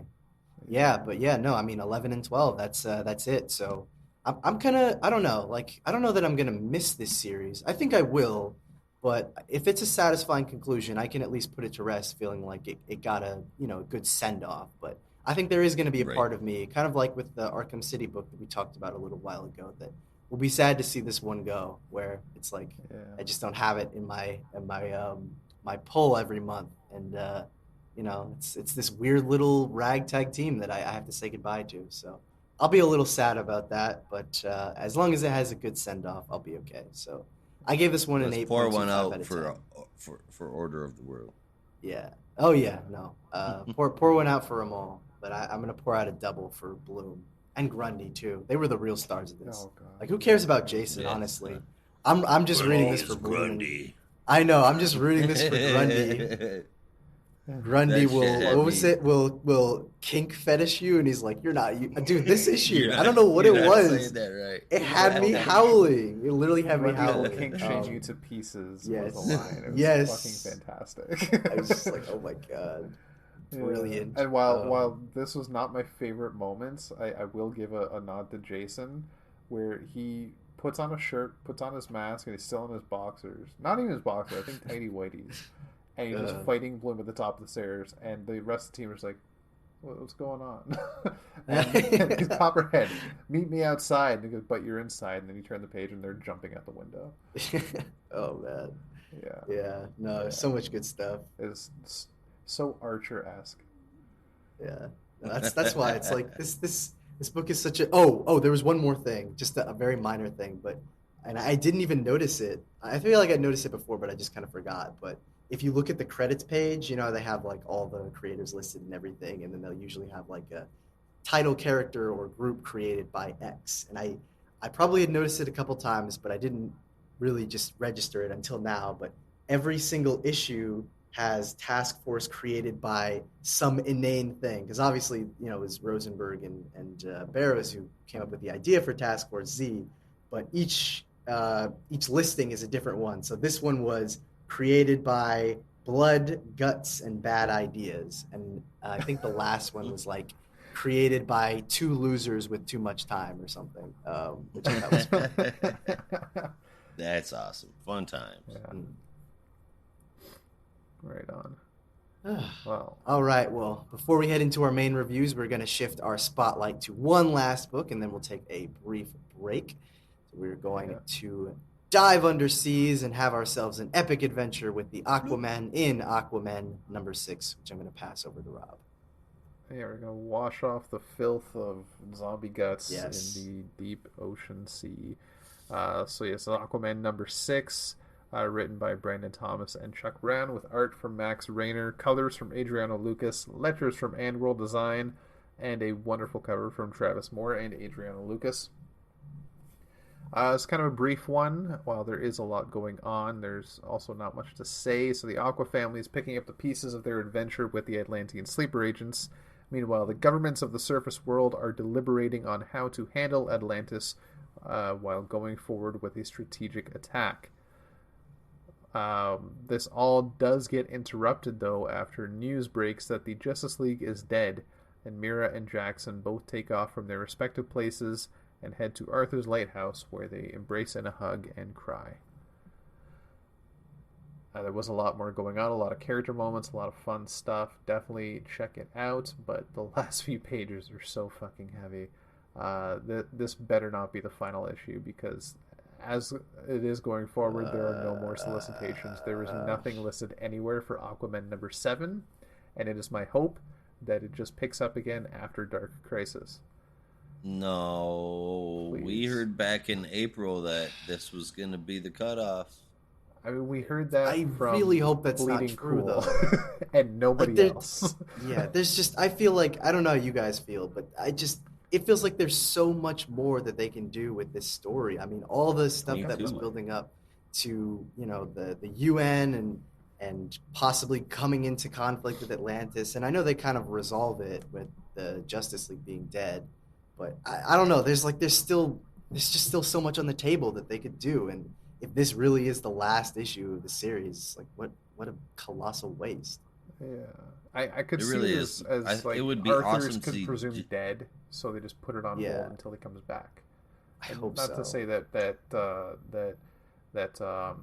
I want to say Calder. I can't remember Jackson. Calder. Can't hold the book by himself. Yeah, I was thinking of Young Justice cartoon. Not that he couldn't hold the book by himself, but it is Aquamen. So to have only one is kind of a misnomer for the title, I guess. I don't know. Okay, but Aquaman, I think, could very well be an Atlantean team. Garth. Yeah, I mean, the Yeah. guy said they have Tempest, fucking, Garth and Tula Dolphin. and So Dolphin many. and the rest of them who could all Even easily Black step Manta up. is Yeah, Black there. Manta could be one too. Yeah. Yeah, That don't know. I is enjoyed the light side. that's a missed opportunity if it's done right. Yeah. Not everything has to be about family in an Aquaman book. It's not the Fast and the fucking Furious. It's about family. No, it doesn't have to be. I mean, they swim really, really fast. yeah, that's true. I have seen them furious. We saw them love furious it. a couple issues ago. Well, Jackson Yeah. in particular. When the fuck is Mara not furious? Exactly. She was even a Red Yeah. Lantern once. That's And what I'm correct me if fucking wrong. saying. Oh my She's god, I furious. forgot Black about that. Manta's That's bald. right. Yeah. Mhm. Yeah, Blackest Night. That was wild. Yeah. Yeah.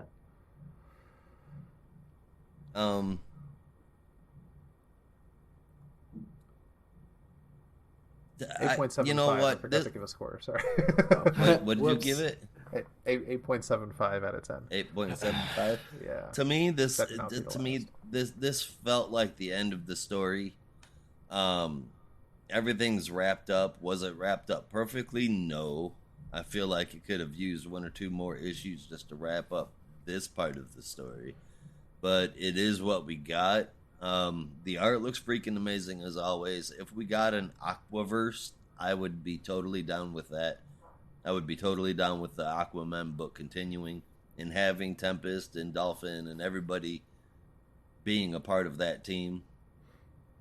And I think that would probably be the best thing that they could possibly do for the Aquaman universe. But I don't have faith that they'll do it. Also, just out of curiosity, what role is Steve Trevor playing here? Currently, Nick he's Fury. just a member of Yeah. Backyard Checkmate that's fighting against Monster Mind Milk.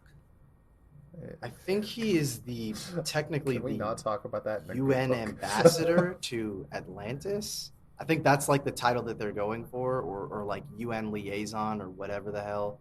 Because I remember like he was the Justice League liaison during the New 52, and I think now he's like the Atlantean liaison or whatever. Like basically the guy who's like the intermediary between the UN and Atlantis. So he's the one that's like trying to make sure that they don't go to war.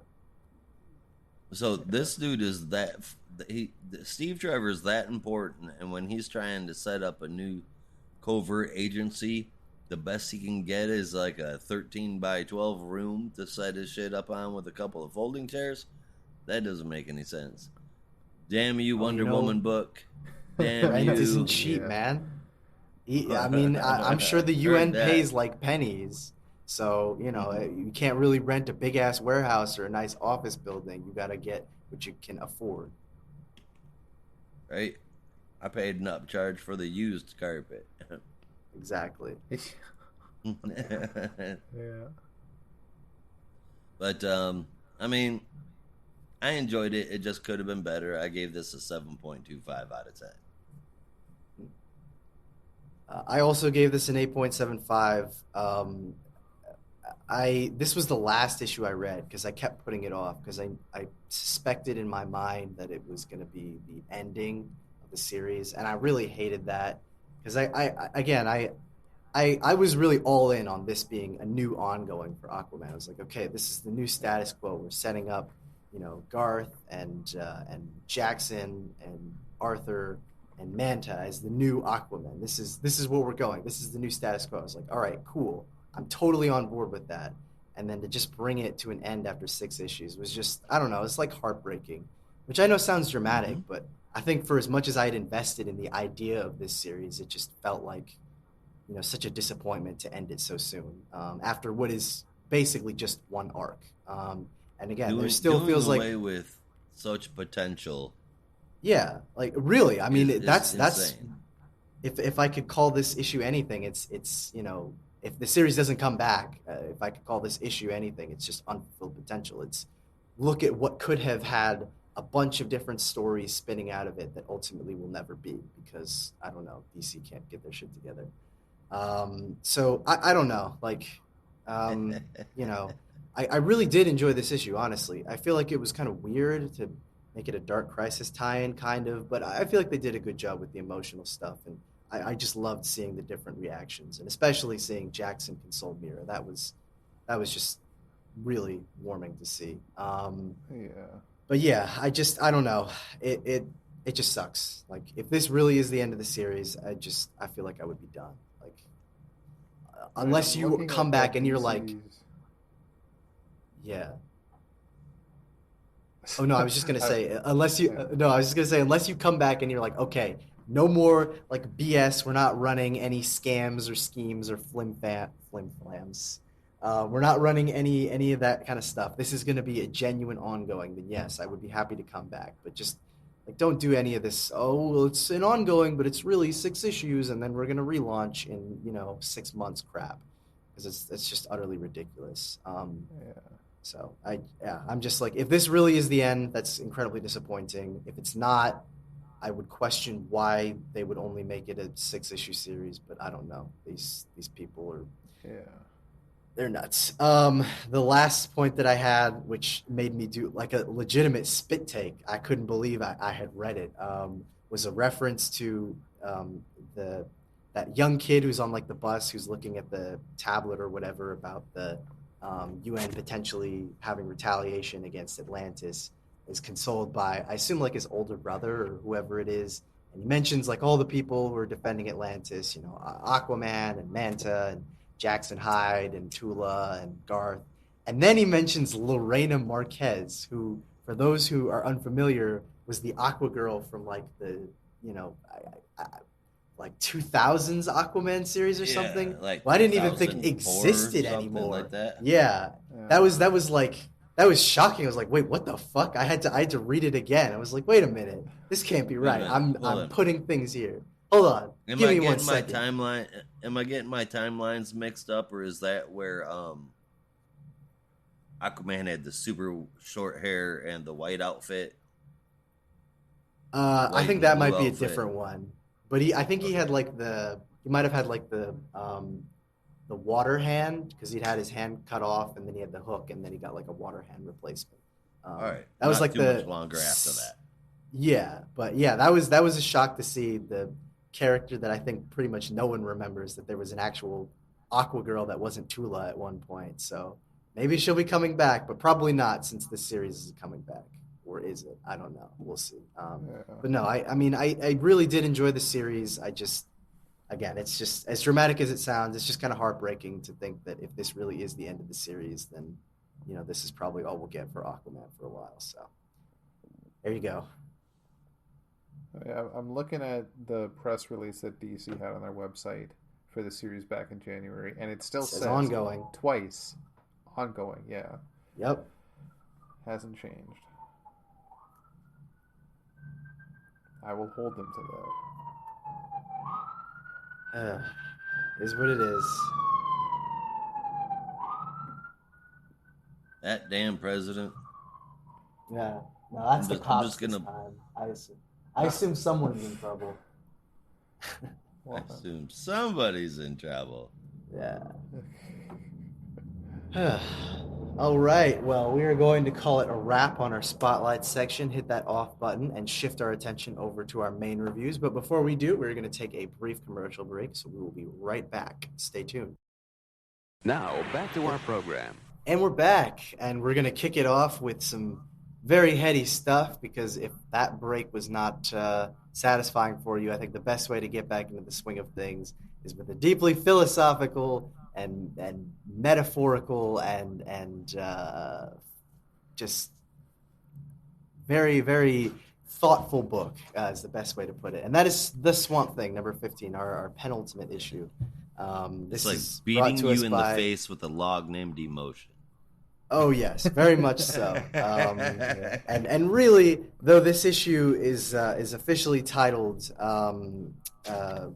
Armageddon, it really should be called When Ideas Clash, Shit Goes Down. At least that's what I think. But this is brought to us by our usual team, the usual suspects. Yes, Shit Hit Fan. Ram V with art from Mike Perkins, colors from Mike Spicer, and letters from Aditya Bidikar. When last we left our heroes, Levi, empowered with the power of a Green Lantern, had made his way back to Earth, leading a charge of spores, and was now taking on the soldiers of the Parliament of Gears. He's still doing that, and while he's doing that, Trinity is looking on to him and is sort of wondering which side she should take in this. No, not you, Siri. Jesus, every time. I'm sorry. Anyway, Trinity is wondering which role she should take in this eternal battle, and in an instant she decides that I guess humankind offers more for her than the disgusting and robotic Parliament of Gears. And in doing so, she has a brief moment where she connects with Levi, the two ideas collide, but rather than creating a mess, it creates a moment of empathy where all is both lost and won at the same time, though the full extent of that is not fully understood until the rest of this issue. But Levi, overlooking the destruction, has sort of a moment of clarity where he's able to get to the heart of the Parliament of Gears, but not before he realizes that there's something else he needs to do, and that's make amends with Jacob for a very specific reason. One, because he knows that he needs Jacob as his connection to the Green, as well as his mindset is particularly important in taking down the Parliament of Gears, but also because he needs to confide something in Jacob. And that's that the message that his father had given him, the one that we've been hearing repeated constantly for the past couple issues, was not just because he didn't want the trees to be gone. It wasn't because he wanted, the Green to exist immortally or anything like that. It was really to save Levi. And the reason for that is because he knew that a clash like this between the Green and the Parliament of Gears or the machines was inevitable, especially given how much Levi had dedicated his life to Pilgrim Industries or Prescott Industries and their commitment to working with industry and machines and everything. And he could see the path that Levi was heading down. We've been seeing that stuff with his dad since the very first issue of Ram V Swamp Thing. Yes, and now we finally get the full picture. It's not just that he was trying to protect his homeland of Kaziranga. It was that he was trying to protect his son from going down the path of war. And now Levi, having this sense of clarity, is trying to impart that knowledge onto Jacob, which he does, and has a really beautiful moment where they finally connect with the Green and seemingly recreate the Parliament of the Green. I wasn't entirely sure on that, but you get the impression that their effect on the Green has completely reshaped it into something a lot different. And in doing so, they're able to gain a stronghold on the Parliament of Gears right before we meet with the Desert Walker, who has inhabited the body of Pilgrim and is acting as the avatar of the Parliament of Gears, who's sort of chiding Levi on his assault on the Parliament, at the heart of the Parliament, saying that they don't really respect him and see him as a fool, and recognize that he may think he has a chance, but he's already lost at this point.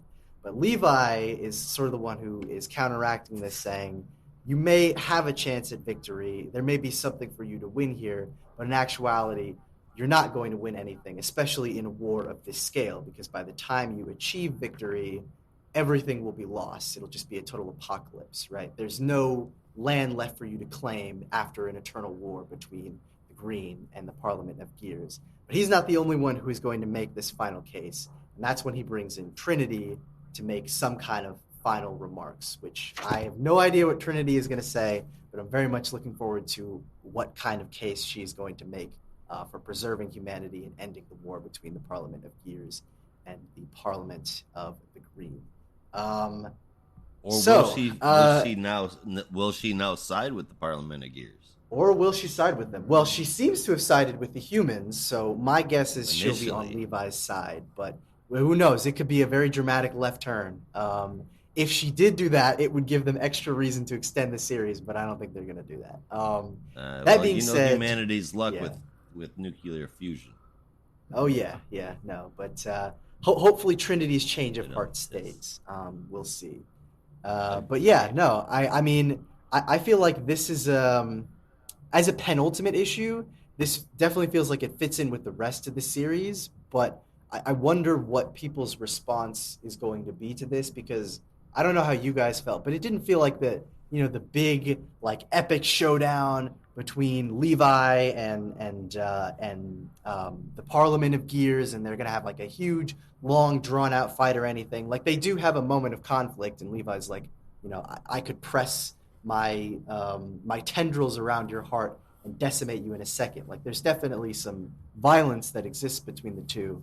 But it seems like it's more a battle of ideas and more a battle of thought versus a battle of sheer physical strength. Which I feel like trials and tribulations that Levi himself is going through. Exactly. Yeah, that's I feel like it's been about. I feel like this is called The Swamp Thing, but the book has been about Levi this entire time. Yeah.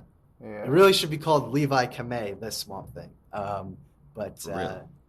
Yeah, I personally, that's why I really like this issue. Like, I feel like this fits exactly with what everything we've had from this series so far. But I can understand why some might feel like, oh, they're just kind of sitting around talking about, how they shouldn't end the world, which I feel like is kind of an undermine of what this issue actually is. It's really just, again, it's like you said, Josh, it's all these ideas coming to a head and trying to come to terms with how to coexist or maybe not coexist, which I think those are all fascinating ideas. And I'm particularly interested, as I said, to see how Trinity plays into that argument.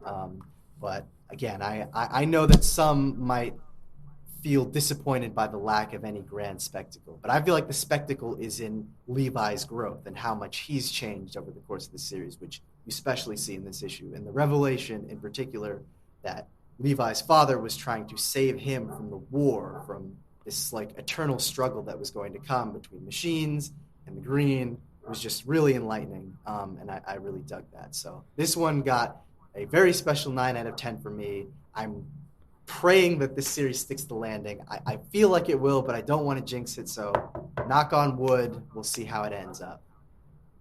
Mm-hmm. And the art from Mike Perkins is amazing. Like, come on, I don't even need to say that. Just look at the book. Yeah. That is definitely fantastic artwork in this entire series, let alone just this issue. I'm still thinking that yeah, there's one more to go. Just give us that announcement, please. Come on, another 6 issues. Let's go. Come on, I'm waiting. I know, just I give know, it to but me. I'm like, if we can't get an ongoing Aquaman series, what are the odds of this getting, an extension? So, But I already got one, and it actually made it to 10 issues. that's true. That is Aquaman true. got 6, Wonder Girl got 7. Like, maybe That was like we were supposed to be saying like last 9, time, the right? key is. I think they talked about 9. Yeah. Yeah, they'd like Yeah. Like solicited the key another is just to issue. have mini series and have that, Yeah, and then if I you have more guess. story, just keep it going. Just do that. Yeah. That's the way to keep it going. Don't say ongoing because it'll get canceled. It's like Fox with DC right now. It's horrible. Can't Yeah. can't we just give Ram V like his make him the creative head of like the magic department? That's what I've been Yes. saying. I'm like him and Dan Waters, and maybe bring in Alex Packnadel for the full White Noise crew, which is their studio in London, and just have them go nuts on all the magic stuff. Oh, and bring in Joe Hill. I still like that idea. I'm stealing that from you, Josh. Yeah. That'd be No good. problem. I still I'm think that's good a with great that. Joe idea. Hill. Hell yeah. I'm taking And credit I also for think it. I think Stephanie Phillips, Vita Ayala, and Ram V would be a good team to help restructure the Wonderverse. And then I want to see Ram V and Brandon Thomas restructure the Aquaman verse. Yeah. Oh, you want Romvi involved in everything? It seems. I want Ram V involved in everything. He's it's a good the goal. themes he tries to push, he pushes through simply. He gets philosophical without making people drown in it. It's easy to catch the story that he's trying to tell without having to dig through the fucking words like you do with certain other king writers. Whoa, subtle. And I think he would be really good. Yes, I mean absolutely that's unrealistic, but I love We're the way getting this dude writes. Yeah, we're getting a little taste of it with Aquaman Andromeda. So who knows? Yeah, that's really good so far. Fingers crossed. Yeah. Yeah. What Levi does with this power, what he's been given, and the sacrifice that was made by another, the poetic flow done in Swamp Thing's voice as this amazing story begins to come to a close. I mean, this was solid at issue 1, and it has only continuously gotten better. I give this a 9.5 out of 10. All right, on. 8.5 for me. It had so many terrific moments. I didn't even realize at first how deep this book really is. Because there was one moment where Swamp Thing was like, it's time to have a conversation with another parliament. And like, oh shit, it's about to go down. But then he actually just had a conversation. Like, oh, yeah, that makes sense. Yeah. Yeah. Oh, it's fantastic. I'm going to be sad to see this one go. Yeah, I know people have made this comparison before, but it's very like Gaiman-esque. Like you think you're gonna get the big epic spectacle, but it's really just like a very earnest conversation between two ideas, and that's about the best thing you could hope for with a writer and a book like this. Hell yeah. This book is one issue away from making it. I thought about this extensively before, and I'm trying to think if I should read. No, this series is one issue away from making it my favorite Swamp Thing run of all time. Whoa, that is high praise. There are some amazing Swamp Thing runs. There really yeah, are. I know you know and that. That like almost has me shaky saying such a strong thing. But it depending on how good that next issue is, man, it'll be this for sure. Oh yeah. Well, I don't think anything can beat Alan Moore for me. That one will always hold a special place in my heart. I mean, when I say I had my mind blown by the first time I read Love and Death, it was like unlike anything I had ever read. And I went in thinking I was going to be like, all right, let's just get this out of the way. And 2 hours later, it was like, all right, let me just lay down for the next 3 hours and not talk to anyone. But I agree. This is a really special something. It really, really is. You don't have to take the Alan Moore acid trip in order to appreciate it. That is true.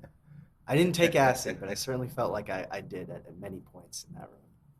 Yeah, you can't help. All right. Well, is that it for the Swamp Thing? I believe it Man is. with the And hey, branch. speaking of endings, let's talk about a book that's also Bum. ending soon.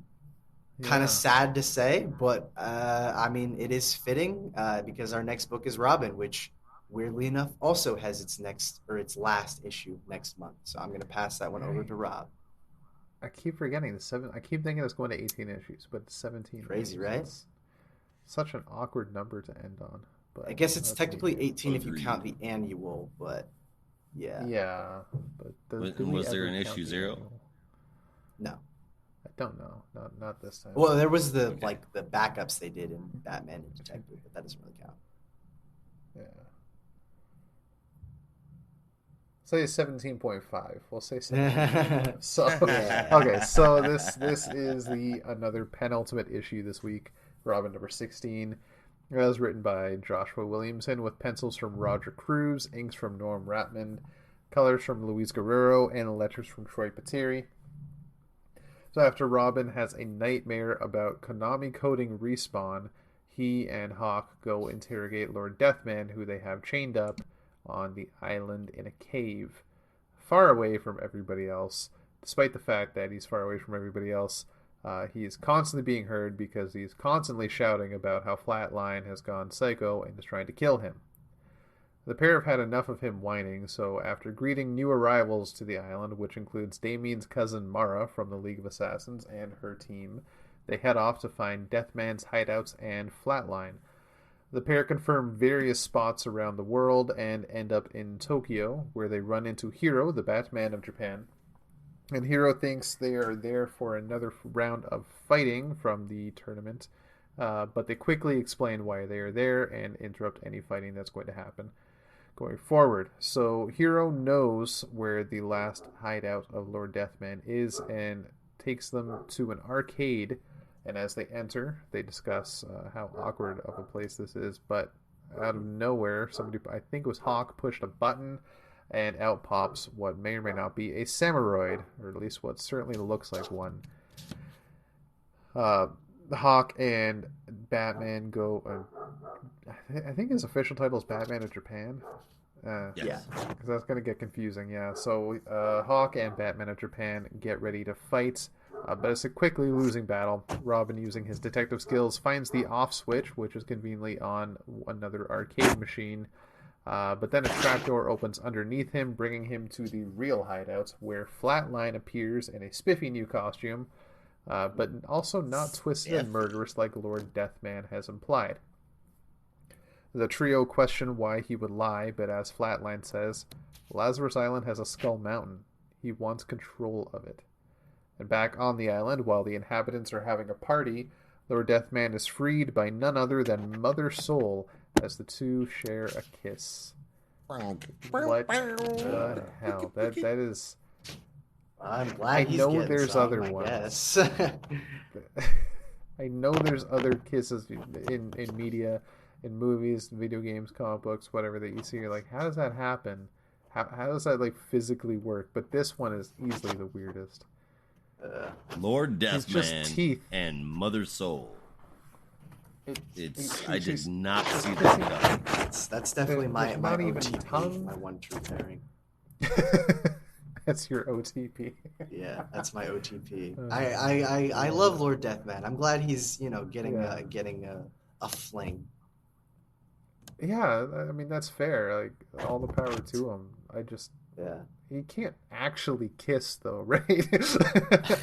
I want to have that conversation Yeah. for a second. It's not physically I possible. imagine he and Director Bones have the same problem where if they're Yeah, ever they have going a- in for a kiss, it's just like Yeah, oh, they I got don't they really got know a how to Sunday do meet this. group once a month. Just discuss like, yeah, you still going through What's this? it like Yeah. having a skull head? Ah, it's pretty bad, man. Not gonna lie. Yeah, I know what you Yeah. mean. gotta pop over to that other universe. Talk to Ghost Rider for a second, see what he does. Yeah. Oh, he got skin back? he, That he, bastard. Yeah. he shows up at the meeting in the DC universe with his head on fire and just wearing sunglasses. Yeah. Well, at least he can turn it off. He's in At disguise. least, like, yeah, at least Johnny Blaze and Danny Ketch can turn that off. The rest of them are like stuck with it. Robbie Reyes. Yeah. Robbie Reyes too. Though honestly, when No one Robbie ever Reyes first says came on that. the scene, I always I thought know. his skull was like metallic. Yeah, At least it yeah. There's looks so many all Ghost metal. Riders. I can't even weird. count them all. Yeah. Those are the three that matter. Yeah. Realistically, yeah. Yeah. Okay, but we're on DC still, so Yes. this is still to me easily the best thing Williamson has written. Still, Cruz and Ratman also killing it with the art. Very well done throughout the issue. I feel. I'm hoping the status quo here stays for a while, despite the fact that Batman versus Robin is coming up. I like the fact that Damian has kind of made his own home, and he's got almost a kinship with Hawk so far, with Connor Hawk, as the de facto leaders of Lazarus Island. I wonder if they're going to change that name going forward. Sanctuary. Lost Boys. Not a good name, I know. Not yeah. Neverland. Sanctuary. Yes, both of them. Yeah, I know. are Not cursed Sanctuary. right now. Not Sanctuary. wrong with Not Neverland? Sanctuary. Oh, How old not is I Robin? didn't hear Neverland. I heard Lost Yeah. Boys. Yeah, that's. Yeah. How old is I Damien? like it, but we know how that goes. Yeah, exactly. I think he's like maybe 14, 15 right now. Yeah, 14. Right, and now he's in charge of his own island nation. Yeah. Uh-oh. he has definitely grown into some maturity, though.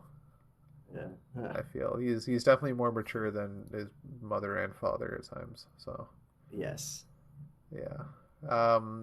As for the whole issue, though, some of it Begrudgingly. did feel rushed, but it was also very filled. Like there was a lot going on, so I kind of don't blame the rushing. And there's also one issue to go, so they kind of have to wrap it up. Yeah. I couldn't speak volumes about the art still. I thought fantastic pairing, or trio rather. Yeah, I guess with the three of them, Cruz, Ratman, and Guerrero. Just yeah, the art I love, and like I said, still the best thing Williamson's written, and I think it will forever be the best thing Williamson will ever write, even beyond Deathbed.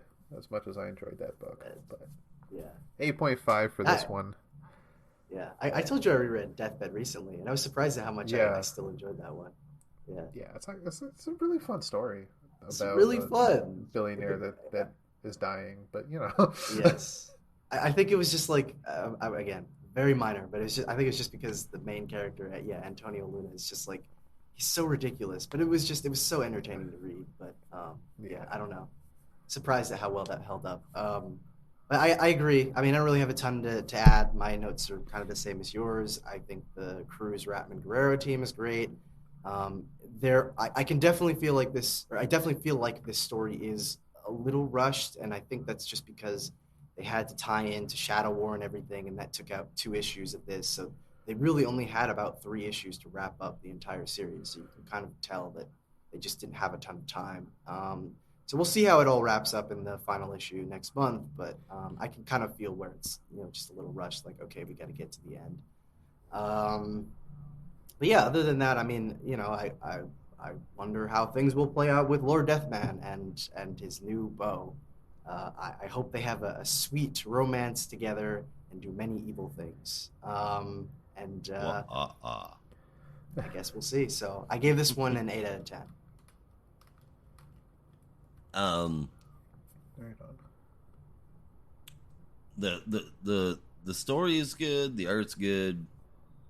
Lord Deathman is funny. Damien's grandma, I'm already fucking tired of. The two of them hooking up has me scratching my head. He's a very like, when the charismatic fuck- man. You can see Right, but how she would Mother be Soul swayed has by been his charms.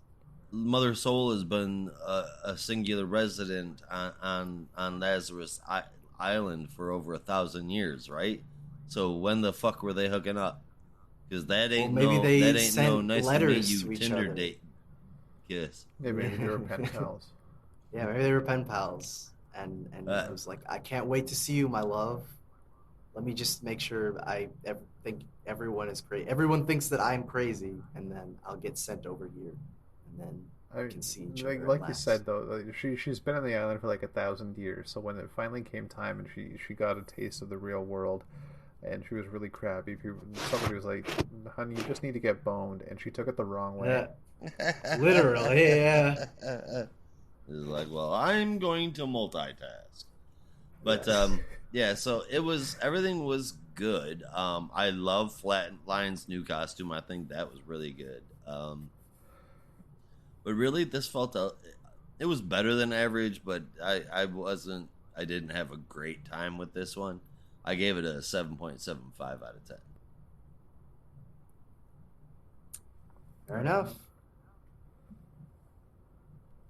Well, We've got one speaking more of issue things, with that, right? yeah, speaking of things that maybe you had more of a great time with, we'll transition to our next book, one that I think has been very highly anticipated, and that is Detective Comics 1062. From a glance, this might seem like any other issue of Detective Comics, but you would be wrong because it is very much not that. And if the cover is any indication, it's absolutely not that.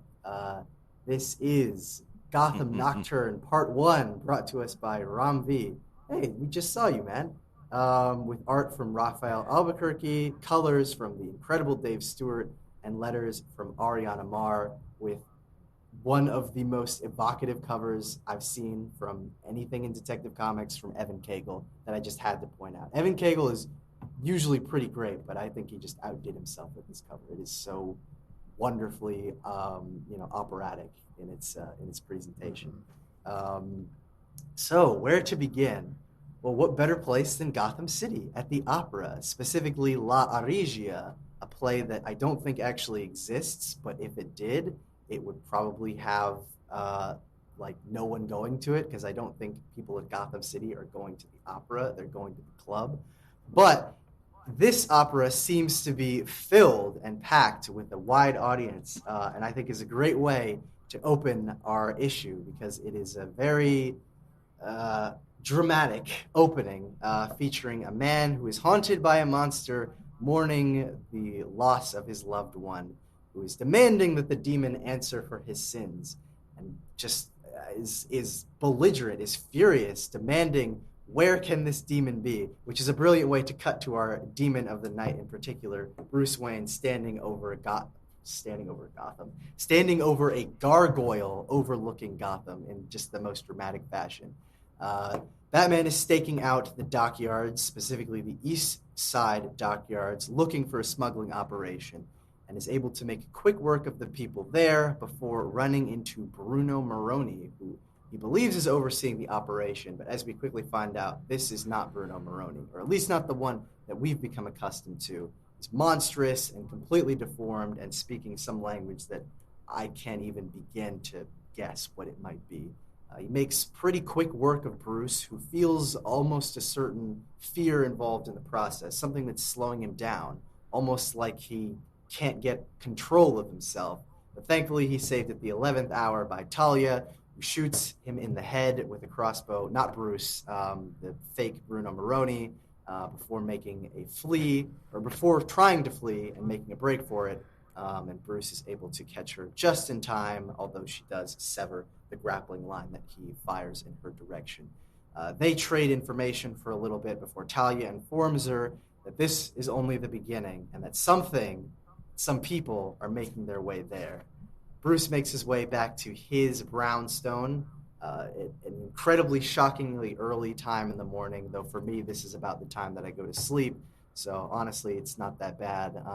He's checking his vitals, trying to figure out just what the hell happened and why he panicked for a moment there, and makes a call to his good and trusty friend Nightwing, asking if he's seen any kind of strange or weird monsters around Bloodhaven, which he has not. But Nightwing is giving him shit, as is his excuse me, as is expected, chiding him on the fact that maybe it's just old age catching up with him. But Bruce reassures him that if he has to come down there and spank some sense into his old ward, he will absolutely do that. I Meanwhile, think he's he even also says, investigating. "Don't make me come down there." That's exactly what he says. But he's also checking in on the mystery of a mysterious object that he took from the docks, a box that he's not exactly sure what it is. He's run scans of all kind on it and found that there are very complex mechanics involved in it, but the box's age makes it strange that it would have such complex machinery. We cut to a place called Coronis with the Orgum family who are preparing to send away one of their own to Gotham City as they are making some kind of campaign for the city, though we're not given full clarity as to what that is. And in particular, a man by the name of Arzen, who is supposed to be intercepting a man named Gale, who we find was the one running the operation at the docks. And he, in particular, is very displeased with the gang that he had employed for their failure to deliver the products, especially given that he'd already paid. It seems like Gale is one who wants his money's worth, and he's going to get it one way or another. And seeing as how the family didn't deliver and the supplies are not where they're supposed to be, he's going to take it out in blood, which he does. Bruce Wayne, back at his brownstone, is having horrible nightmares of only the kind that a bat could have, and in particular, something that may catch the eye of those who have been reading Batman stories in the last couple of years, as he dreams of a demon with the name Barbatos. He wakes up in a cold sweat, finds out that the box has opened, and we find out that the box is a music box. Okay, before I get into the backup with Cy Spurrier and Danny, where to start? It is. I've heard Ram talk about his run and preparation for it and all that stuff. And one of the things that he really stressed was that this was an operatic book. It's fitting that the book is called Gotham Nocturne Prelude, because it very much feels like a prelude to a greater saga, to a greater opera. And this issue makes no secret of that in a lot of the thematic stuff that's going on.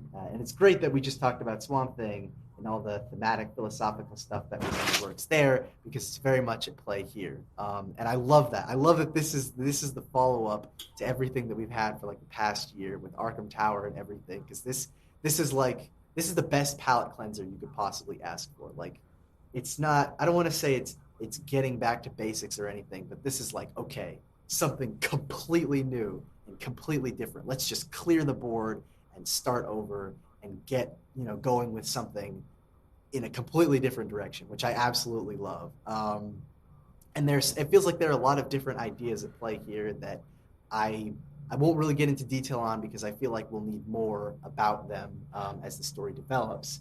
But in particular, that's what I'm thinking. There is an aspect. It's going to be unraveling a spider web. Absolutely, there's an aspect of two things really. There are two aspects of this new, I guess, like crime family or religion, the Orgum family that's introduced in this run, that feels like almost religious, or you get like a kind of a cultish vibe from them, that are making their bid for Gotham City. And I'm wondering how exactly that's going to intersect with Bruce's story. But it reminded me a lot of some of the stuff that Greg Rucka did with the League of Assassins in his run on Detective Comics. And I love that idea of like this powerful family making a play for Gotham City. So that's part one. Part two, and this one is probably the more obvious one, a lot of the thematic stuff going on with Bruce, who is haunted by visions of a demon. I'm a sucker for that, because it's both horror infused, but it feels really fitting for where Bruce is right now, especially given everything that's happened. Like he's haunted by this ethereal spirit that he can't quite catch. And I'm just wondering how all of that is going to unfold in future arcs. So if you can't tell, I was nervous going into this because I obviously had a lot of expectations, Romney and Raphael Albuquerque being such a dynamite team. But I feel like as a prelude, maybe it's not the greatest first issue, but as a prelude, it just sets the stage. Another opera reference. It sets the stage for things just so wonderfully that you almost can't help but be excited for something like this. Like even if everything isn't crystal clear, you get the feeling that this is going to be something really important. And my final note was just that it feels like Romvi's at this point where he's like, all right, now's the time where I'm just going to put out all the classics, baby. Like Swamp Thing, this, Aquaman, Andromeda, like everything that I've ever wanted to say in any grand way, I'm putting it out now, and you get to experience it, which is amazing. So I feel like I'm he's very like, excited. I feel like I read somewhere a long time ago that he's always wanted to write for DC, and he just so Yes, quickly yeah. got he so quickly got himself to the position of being able to write for DC, and Yeah, well, I did think it they really well. recognized his talent. Yeah, they really recognized So- his talent, and they were like, "Just go, man!" Especially this Yep. last year, like just do what you want So to do. I'm I'm actually worried he's just gonna make his rounds like throughout the Justice League majors, like maybe 7, something Yeah. along those lines, and then Rom V is gonna go total independent. Maybe we'll see. I mean, I think It'll make me really he's sad. doing a beautiful dance right now, where he's doing creator owned stuff, but he's also doing this, and I think it's just a perfect marriage of a lot of great stuff. So I'm with you, man. I would love to see him do the rounds of all the Justice League characters. I mean, imagine a Green Lantern Corps series from him. Not Green Lantern. I think Green Lantern Corps would be like so much better for him. And I would love to see him have a turn on Action or Superman. Like, just go and spread your work across the universe for as long as you Oh my God! can. Could you imagine Rom V co-authoring a Green Lantern Corps book with Grant Morrison? Oh God. My mind would just split open and melt. So let's not even entertain that idea because we're gonna be here for another hour. But yes, yeah, I think Rob just had a joygasm. Yeah, I mean, Um, on the surface, I'm still yes, hoping because I that- love Grant yeah. Morrison too, but I also still don't like Grant Morrison's Green Lantern. That's true. But I was thinking I'm still waiting for this to happen. But I'm waiting for the moment where DC realizes that Ram V and Neil Gaiman are like brothers from another mother, and they just need to be paired together. And I don't know what the project will be, but it will be something, and it will be grand. Be So I'm over giving top this of the entire issue Sandman universe. absolutely. So I'm giving this, at least the main story, a very, very well-deserved 9.5 out of 10. I was very impressed as a prelude, and I just can't wait to see how all of this unfolds. But we're not done yet. We have one more backup before we close. Oh, I'm sorry. Wait, I didn't even let you guys give your scores. What a dick I am. I mean, it's funny we Grant Morrison was brought up because the entire time I was reading this, I was thinking this feels a lot like Batman R.I.P. Yeah. And- Wait, no. Oh, I'm sorry. That was damn it. I had one final point, which was This kind of Ram V's feels like clearly Batman been reading. R.I.P. I'm so sorry. No, it wasn't that. It was surprisingly it was another British author. No, I was going to say Ram V's clearly been reading his Peter Milligan because this felt like themes from Dark Knight, Dark City, both the Barbados stuff, but also just like the very gothic, operatic inspired dialogue that's incorporated here that was in Dark Knight, Dark City, which I love. Okay, passing it back to you, Rob. Sorry. Fair enough. Yeah, for me, it definitely had the same feel so far, with at least with the operatic sense with Batman R.I.P. Because even that story, if I remember right, opened up with an opera scene. I think even with a costumed bat on the stage, if I remember correctly. And we all know how that story's gone down in the ages because it's been like 14 years since that came out now. So this one, Yeah. if it's going to be on the same level, which is Rom V, we can certainly assume it will be. It's going to be one to remember. It's going to have a place on everyone's bookshelves. It's just a fantastic intro to his tech run. Yeah, my next point was the Gordon backup. I'll get to that after. My biggest question right now is the final few pages. Is he making a callback to death metal with this, between Barbatos and music being a call of some sorts, which had a lot That's of, what I picked signs up in death on. metal? Yeah, it So certainly seems I like thought, it. yeah. Yeah. So I thought it was because I suspect that Rom probably doesn't want to get into the weeds of all the Snyder continuity. But what I thought was it was the um, and again, it's been a while since I've read this, so my memory's kind of fading of it. But I thought it was like the original Barbados, which was the demon that they were trying to summon, the Thomas Wayne Cabal or whatever it was, and that was sort of something that was looming over the Wayne family for years, that they kind of had to wrestle with. So I think maybe they're trying to get more to like the demonic aspect of it, less than like the cosmic gods thing. I'm hoping that's the case because I feel like that's more fitting than cosmic madness. But I guess we'll see. Well, in death metal, he was still just, he wasn't a cosmic god. He was still just ancient demon, demigorgon, whatever the fuck you want. Yeah.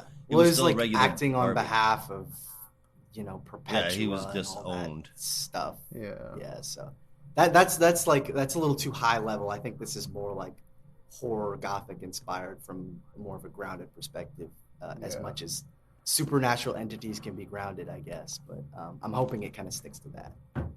Oh, here's another question for you then. Brandon, I know you know Batman, R.A.P. very well, and Josh, I'm not sure how well you know that story, but I'll ask you the question too. What was the story arc called? At least the opening story arc, or at least the plot. What was the Doctor Death, I believe his name was. What was his whole plan called, if you remember? Dr. Hurt, Doctor Hurt, yeah. was it the plan? What do you mean? I mean, I know he was like had the Yeah, black what glove what and he was trying to. what he was basically trying, what was whole thing, like, if he had a title for the plan, it was La Danse Macabre. Oh, that's Oh, right. That's right. Yes, That's right. yes. And in Yes, that yeah. music box, when it popped open, I don't know if you guys looked at it, the little Oh figures on wow, I didn't top even catch that. pictures a dance with death. No, I did It's a not catch woman. that. Holy shit. It's a woman dancing with a skeleton. Good Damn. job, Eagle Eye. Jeez, So, Good yeah. job. I think there's more Mr. to Grant MVP Morrison over here here. than we realize. I know, my Oh, God. you know. Yeah, Be Yeah. layers upon layers upon layers of Morrison shit. yeah. So this next issue, Yeah. I can't wait. Yeah, man. Yeah. So 9.5, definitely. So this shit, this is 100% Rom V. 100% his style. I love the way he Well, you writes. knew it was I going to even- be that when it started with an opera. Like, come on. Oh, yeah, I mean, I knew. I knew that it was Yeah. gonna be that before I even opened the book. Yeah. It's yeah, the Rom cover V. too, He does yeah. have a particular writing style, but on the other hand, I've liked shit that other people like. A lot of people are not a fan of Blue and Green. A lot of people are not a fan. Oh no, of, people love that book. It's just assholes like me that were kind of mixed on. not I'm everybody like that the I've sole talked one. to are like, no, I didn't really like it. Really? I'm like, wow. I- Yeah. No. I Everyone love I that talked to was shit. like, yeah, they loved it. I was like, I wanted to love it, and I read it twice, and it just is still something that it was the same thing with Many Deaths of Layla Starr, but that's a whole other topic. It, Layla Starr is another one I absolutely loved, and you didn't. Yeah. But yeah, the art is full on great too. Fits the theme of everything that's happening so very well, like a puzzle piece. The setup seems interesting, but Barbados is back for better or worse. I For think the it's first gonna be time in a better, long I'm telling time. you. I hope so, but I have to go on what's in front of me, and I'm not completely sold. It's the first time in a long time, but I'm not completely sold on Ron V's opening issue. This is one of those where I'm gonna have to wait and see what the next few issues are like, and if we're gonna have payoff. This was a very, very dense book, there was a lot of almost hidden object. There's so much poetry and symbology that runs through everything, whether it's the word or the scene. And this has the potential to be fucking amazing. The idea of a tortured Bruce dealing with his age while also dealing with new bad guys is a welcome one. You guys know how much I want that. That's awesome. I just want to see it work. This was a really good issue, but it's Ram V and it's Batman, so I have higher expectations. And as far as the backup goes, have we gotten to the backup yet? No. Yeah, but right. You can give your score for the main one at least. The main one I gave a 7.75. Oh, wow. Yeah, I walked Fair away enough. going, wow, did I just really think that? But I mean, yeah. It's like this. I need it. I within 2 issues, I'm gonna fall in love with it. I know I am. But Yeah. right now, it takes as some what's in time. front of Yeah. me, I That's fair. can't say that this is great. I respect that. I understand Yeah, that. that's a fair point. If it hasn't completely sold you, I'm not saying it has to. It may never sell you, but if it takes a while to get there, that's just how you feel. But maybe this So backup you will guys got sell so you. much Let us faith in see. me eventually falling for Riley Rosmo, but you have no. You're like, yeah, you might not like this ever, but who knows? Well, This that's has just got because a much better I'm chance. I'm rooting for the underdog. Okay, that's like Yeah. obviously we know you're gonna That's have the some 6-foot underdog. Yeah, we know you're gonna have some kind thoughts toward Rom V, but we're rooting for the underdog, someone who we know you just straight up hate. But I anyway, don't maybe hate this him. one I you just won't disdain everything hate he quite as does. much. Yeah, well, exactly. So yes, this is our Commissioner Gordon backup, brought to us by Mr. Simon Spurrier, who is joined by the incredible Danny, with colors also from Dave Stewart and letters from Steve Wands. Jim Gordon is a damn good cop, but what exactly do good cops do when the world seemingly has no more need of them? That's the central question of this, because as Jim has returned from his tour de force around the world, he realizes that no one really needs him anymore, which is kind of sad. He's not commissioner, he's not working at the GCPD, but he doesn't want to be retired because retirement is boring, and he doesn't play golf, and he doesn't want to just sit around on his ass watching, reality television. So Jim is hitting the bars looking for some kind of purpose, anything to fulfill his life. And that's when fulfillment walks through the door, literally, as one In a of bar, the that's old where cops. everybody goes for fulfillment. Of course, that's where anyone who's anyone has ever gone to a bar to look for some kind of fulfillment. And fulfillment walks through the door, as I said, in the shape of a woman by the name of Anne Redding, who is joined by an old, well, let's not call him friend, let's call him colleague from the GCPD named Detective Urquhart, who is pawning off, let's say, their old friend, their mutual friend, Miss Anne Redding, to Jim, to give him some sense of purpose. Anne divulges to Jim that her son has gone missing. He had been doing a little dealing on the side, and maybe he wasn't the best, most upstanding citizen, but he was still her son, and she wants him to track him down. And that's when she informs him that one of the locations that he had been frequenting, along with other of the dealers in Gotham City, was the abandoned husk of Arkham. Jim makes his way over there and is trying to figure out where a lot of these people had been and where they'd ended up.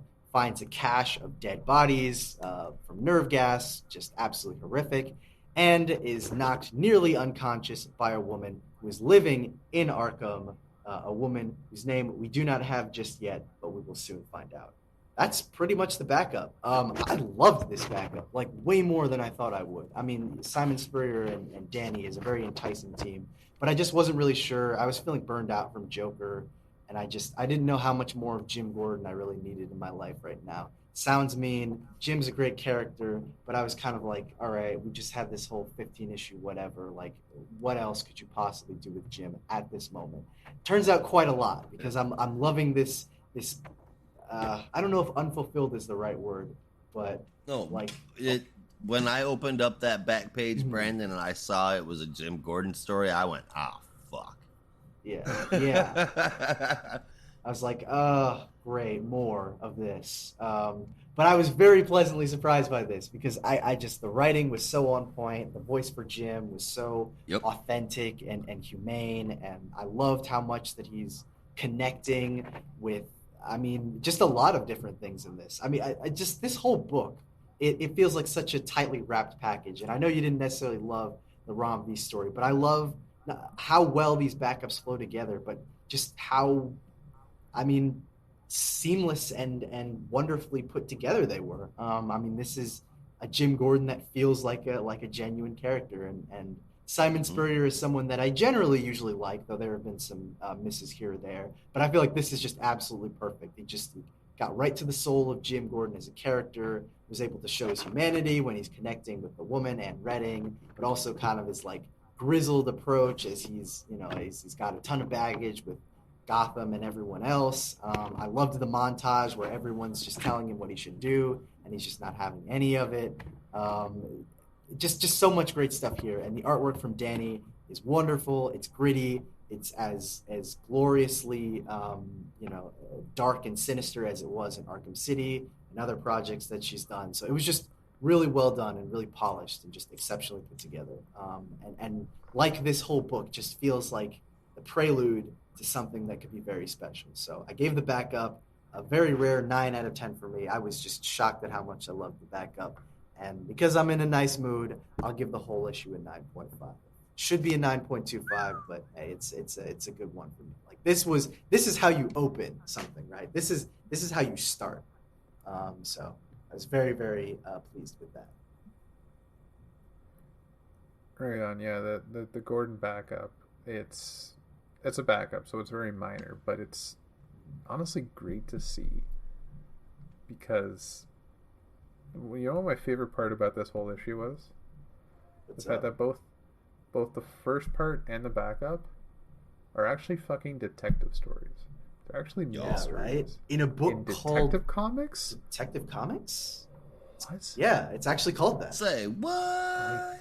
I know. Isn't that weird? Dude, and I'm telling you, it's such a foreign concept, but I think you know what that Simon Spurrier story reminded me of? What? How much I need him back writing a Constantine book. Well, that goes without saying. I mean, yes. we were wanting like that since it ended. Much. Oh my god. Yeah. No offense to you, Tom Taylor. I'm sure you didn't have much to do with it, but holy crap. I was gonna say he is doing a I don't know if I posted this on Discord, but he's doing a grizzled detective. Yeah, he's doing a Constantine-esque book over at, I think it's Boom Studios, with the artist from Walking Dead, Charlie Adler. And I'm blanking on the name right now, but I'll send that to Discord if I haven't already. So if you like Constantine and you like this, I think you'll like that, and I think you'll enjoy it when it comes out. Sweet. Yeah. I just want Anyway, sorry, Rob. We cut you off again. We're such assholes. Honestly, being so Canadian. I really just wanted to point out that there's actually a mystery in Detective Comics again, and I'm so fucking happy. Right? I didn't have much to say about the Gordon backup besides the fact that it's a detective story, and I love that. It's Gordon doing what he does best. So, bring it on. Yeah, my score does not change. It's still a 9.5. 9.75 on a good day. Calling back to you again, Brendan. Holy shit, that's damn near a perfect issue. Damn near. Yeah, I gave this a 9.5. That's like shockingly high for me. Mysteries. Yeah. For the backup issue, for the backup story, Rice Spurrier, Constantine, please. Or, yeah, I need to find out what's going on with that Constantine-like book, because I will read the shit out of that. As far as Danny goes, Danny's always got that crazy art style, but this seemed to be a little different than normal. I'm not sure what it was that was Colors. different, but it was an unusual way of her doing of them doing their normal technique, like what we saw in Arkham Order of the World. I felt looked a little different than what we got here. But in any case, I thought that shit was fantastic, and I would have given the backup a 9 out of 10. The book is called "Damn Them All." Right on. Yes. Damn them all. Yes, as featuring a cult detective type character. So there you go. It's the closest we're gonna get right now. Sweet, I'll take it. All right. Well, rather than quit while we're on a high, let's go even higher. So high that we'll be in space with War World. That was terrible. With the Action Comics 1045, which I'm gonna. Oh wait, no, I'm sorry. Wait, no, Not yet. Liar. No, I screwed it up. I wanted to go from detective to action because I felt like it was fitting, but it's not. We have to stay on Earth for a little bit.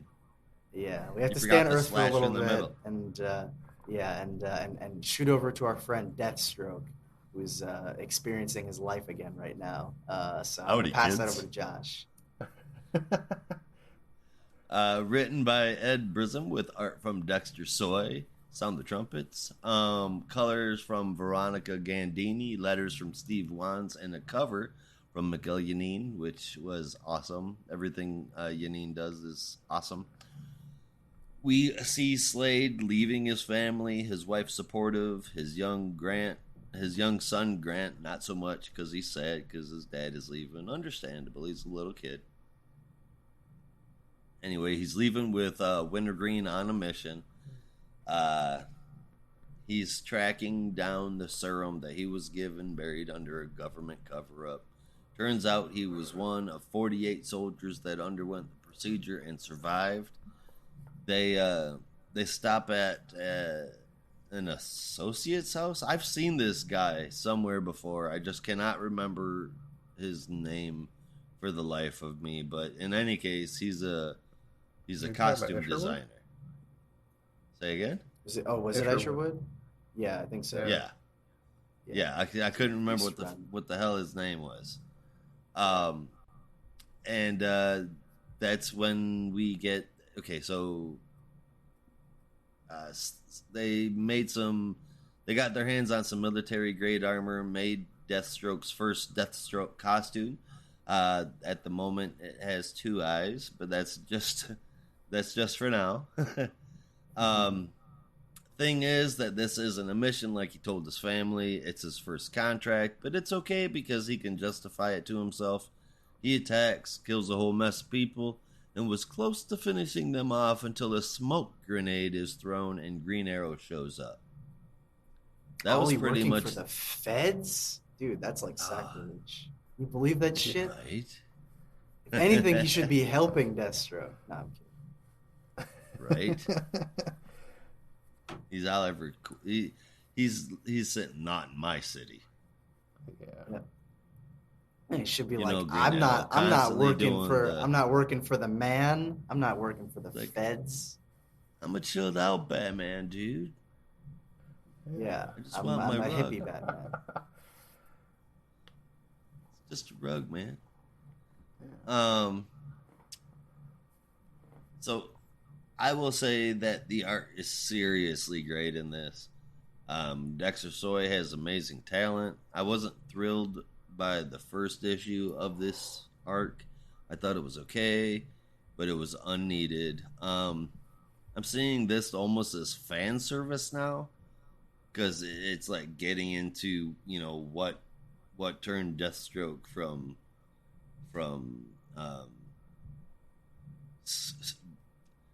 SEAL team to assassin. You know what I mean? Super assassin. Yeah, super assassin. And so I think that's kind of cool.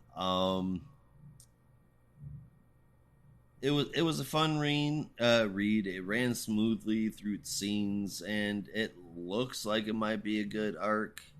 Hopefully, I like Ed Brisson, so I'm giving it the benefit of the doubt. It is probably ultimately totally unneeded. But after the second issue, I'm gonna say it's gonna be a fun time reading it, regardless of how important it is. So I gave this an 8.25 out of 10. I gave this an 8 out of 10. Solid stuff so far. I love the narration for Deathstroke. I feel like Brisson really gets a handle on his character and does it very well. The relationship between him and Wintergreen is always endearing, a very warped version of Batman and Alfred that Priest kind of put on my radar that first time. And every time I see them, interacting, it always reminds me of that, but just, more violent, if you will. More violent than Batman, I guess. Deathstroke says the line, like Bart Simpson, "My word is my bond." Bart Simpson doesn't say that line, but Deathstroke always does. So I was not surprised to see him. I mean, I would love to see Bart Simpson in a Deathstroke costume say, "My word is my bond," but I don't think Matt Groening would appreciate that. Or maybe he would, I don't know. The art from Dexter Soy, also super well done. And then finally, Ollie working for the feds feels weird. I imagine he's doing it just because like the Justice League told him to do it, but I'm surprised he hasn't made a comment about how much he hates this job because he doesn't like working with the government. 8 out of 10. Yeah, I would like to see Deathstroke say, "Eat my shorts." I think that'd be... I would too. But it might be a little bit out of character. If next issue he just says that to Ollie, I was like, okay, book of the week, done. Hey, Ollie and Deathstroke just exchanged Bart Simpson quotes. Eat my shorts, Archer. Ay caramba. Yeah. Oh Lord. Yeah. So that final appearance on the last page, what an appearance! It's something you really should have expected, but when you get to it, you're like, oh shit, I didn't see that coming. So I'm all for that. That's cool. We're also starved for Green Arrow content, so this is great. The whole arc so far, I think, has been great. I know it's been 2 issues, but it's been great. Between the story and the art's been fantastic. I said before, I'll say it again, Mr. Brisson, you make good comics. 9 out of 10. I really enjoyed this one. He sure does. Sick. Yeah. All right, now we can go so high into the sky that we'll be on Warworld. Sorry, I fucked it earlier, but we're back on track. And speaking of books that are very much on track, Action Comics 1045, our last book of the night. I'm going to pass that over to Rob. Yes, sir. All right, so this is from writer Philip Kennedy Johnson, with art from Will Conrad and Brent Peoples, colors from Lee Loffridge, letters from Dave Sharp, and a wonderful cover from Lucio Perillo. So Apollo, Lightray, and Omak have been assimilated, very Borg style, into Mongols' forces and are used to squash any resistance left on Warworld. A task that Omak is not particularly happy with, but reluctantly goes along with due to the fact that Lightray is there and alive. Superman and team, however, are trying to make their next plan. Natasha has an idea to take a Starforge and not destroy it, but alter it into a different kind of sun, which would make all the Philosians on Warworld superpowered beings like Superman. Guys, can you hear me? Yeah, we can hear you. Can you hear us? Yeah, sorry, no, there's just something, there was like a crack in my audio, and then it just sounded really weird. Like something was missing, like it got a lot quieter. I don't know. Sorry, I just thought maybe something happened. It's motherfucking Mongol. Yeah.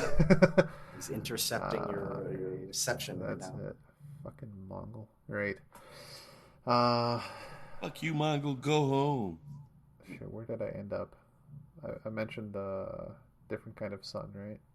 Yes. Yeah. Okay. So, so the Philosians would be superpowered like Superman, and Krillux is determined that the fire of Olgren is the only way to end the conflict, but Clark does not think so.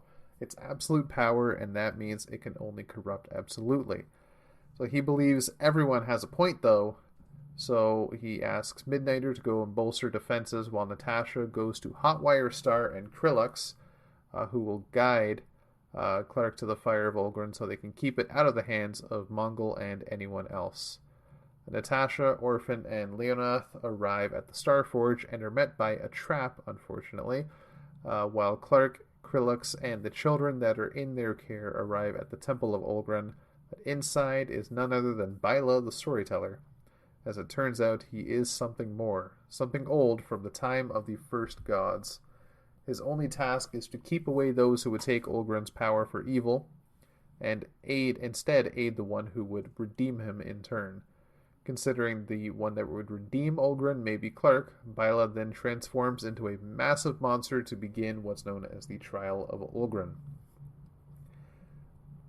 So when I was getting to the end there, I thought for sure that Byla was going to be the mystery character that Philip Kennedy Johnson kept teasing, but I guess we will see, because it was really just a giant friggin' worm-like beast. It was really hard to tell what the hell was going on. You can see things coming together, slowly coming to a head. The art for this issue for me was not the best of the whole saga, but it's still really good. So for this first half, the story's still fantastic. I gave it an 8.5, maybe an 8.75, depending on which side I look at more, between the story or the art. How many more issues are left in this? I think it comes to a head in September. Yeah, there's like two more of just action comics, and then there's the War Worlds Apocalypse one shot. Right. Okay. So yeah, it's going to be interesting. Do you want to do the backup now, or you want to give your scores first? Mine's pretty quick. It's pretty much just the same thing as yours. The art is okay. I really prefer Federici. I think Will Conrad did a decent job, but I just really wasn't in love with some of the faces and stuff like that. But it works with the story, at least, and the story is still really engaging, which for me is what really makes the book. So for that, I gave the issue an 8.25, and I had some theories about Byla, especially as it relates to like the Fourth World stuff, like the Kirby stuff, but I feel like maybe we should wait until the next issue before we get into that. Right on. Fair enough. So, did you score it? Yeah, I said 8.25. 8.25. So I don't know if it's just me, but this felt like almost like a huge swing in the theme or pacing of the story. Something, I'm not sure. Something just felt less or different. I'm wondering if it is the art, like Robin mentioned. It's not quite as good, but there was something that was off there.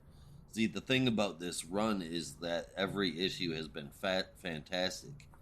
I mean, you get done reading it, you put it down, and you're like, oh, damn, that was a really good issue. So when there's an issue that comes across in front of you where you're like, yeah, that was pretty good, that really pales in comparison to, oh, damn, what a fantastic issue. You know what I mean? Yeah, what a standard. When right? Your bad is like still really good. Exactly. So I feel like this issue probably could have been a little bit better. I just don't know how. It just feels like it should have been. So I gave the front part an 8 out of 10. Did we do the backups? Fair enough. Yes, sir. What the hell was I going to say? Wow. I'm just stepping over my tongue tonight. I was going to say 3 things, and my mind couldn't figure out which one I was actually going to blurt out. So, right away. Well, we're coming up on 3 hours, so I imagine we're all we'll spend by this is the backup. My tongue's gone to sleep. My mind is still awake. Yeah. So this is it's better than the World other way. Without Clark Kent. Yeah, definitely. Yeah, definitely. You don't want your tongue awake while your brain's asleep. That never ends up good. That's just messy. It's just messy. Your nose is messy wet. Can get you into trouble. Wake up. Yeah. I'm gonna say a lot of stupid shit if you ain't there in charge of it. But anyway, okay, I'm done. All right. I'm done in All right, so this is a World Without Clark Kent. I believe was the title of the backup, because I just wrote backup as the title instead of the actual title. So this is written by Philip Kennedy Johnson with art by David Lapham, colors from Trish Mulvihill, and letters from Dave Sharp. Very brief. Lois and John Henry are communicating with Natasha from Warworld about how the Genesis fragment can be used to power the Phalosians after they run a whole bunch of tests on the Phalosian lady whose name escapes me. But before they can get too far into the details, they are interrupted by Kenny Braverman, Conduit himself, who puts up a fight to steal, puts up a really good fight and actually wins the day. Grabs the fragment and flies off to take it back to the government. Lois then decides to make a call to John, Kara, Connor, and Keenan Kong to get the family together because Clark needs their help. With that ending, the next part is going to be so cool. I can't wait to see the... It's not the first time we've seen the entire super family get together, but every time we do, it's a treat. I love seeing all of them. It's like they get to circle a guy and then bitch slap him once. Make sure he don't fall down. Ask him if he got the point, and then bitch slap him again. Yeah. I mean... There's super people. It doesn't take a lot of super effort. people. They'll be a little bit more gentle than that. You know, they want to make sure that he can still feel his face tomorrow. Yeah, well, it depends on how big. I know you guys. I'm imagining if they all really... slap him, his skull is going to come out of his head. Yeah, that's a whole the fucking The Boys kind of scenario right there. Yeah, I know. Like, he's dead. No. Oops. Homelander. I mean, sorry. Yeah. If they can hold a glass of water, they can slap somebody in the face. That's all I'm saying. Just a really good slap. Not too hard. Yeah. Oh, hard. Yeah, I know you guys. Last time you were mentioning you didn't remember Kenny Braverman so much, but I think even with the four of them, Conduit might be able to put up a bit of a fight. I think he'd still lose with some brain power from the super family, but he could definitely give them four for a bit. It's going to be an interesting battle. We'll see what happens. Yeah. He's had some upgrades too, yeah?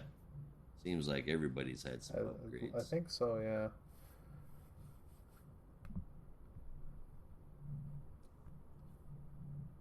It's good shit, man. The backup I thought was really good. The lines were a little thick for me in the art in just a couple of places, but I did like it. It was better to get more of a story with this than, like, if it's going to be there, I'm glad I didn't get 2 pages.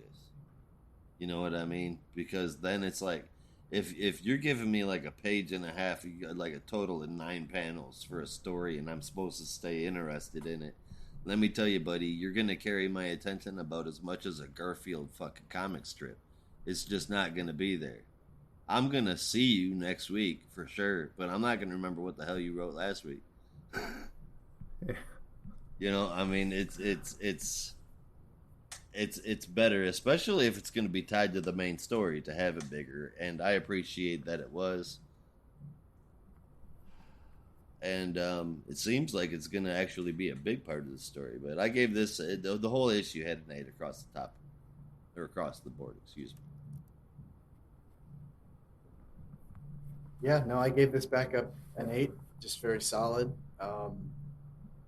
Nothing really. I mean, it'll be super exciting to see the Super Family team up again, especially now that Connor and Con Keenan are back in the scene. But yeah, just solid stuff there. So 8 out of 10.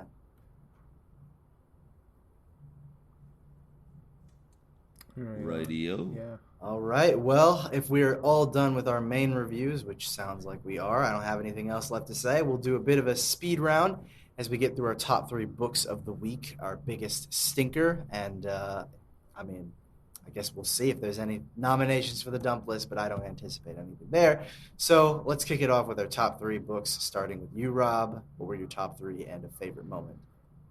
Sure thing. Number 3, I had Deathstroke Inc. Number 2, I had Detective Comics, and number 1, I had Superman Space Age. That was quite the 90-page ride. I really enjoyed that one.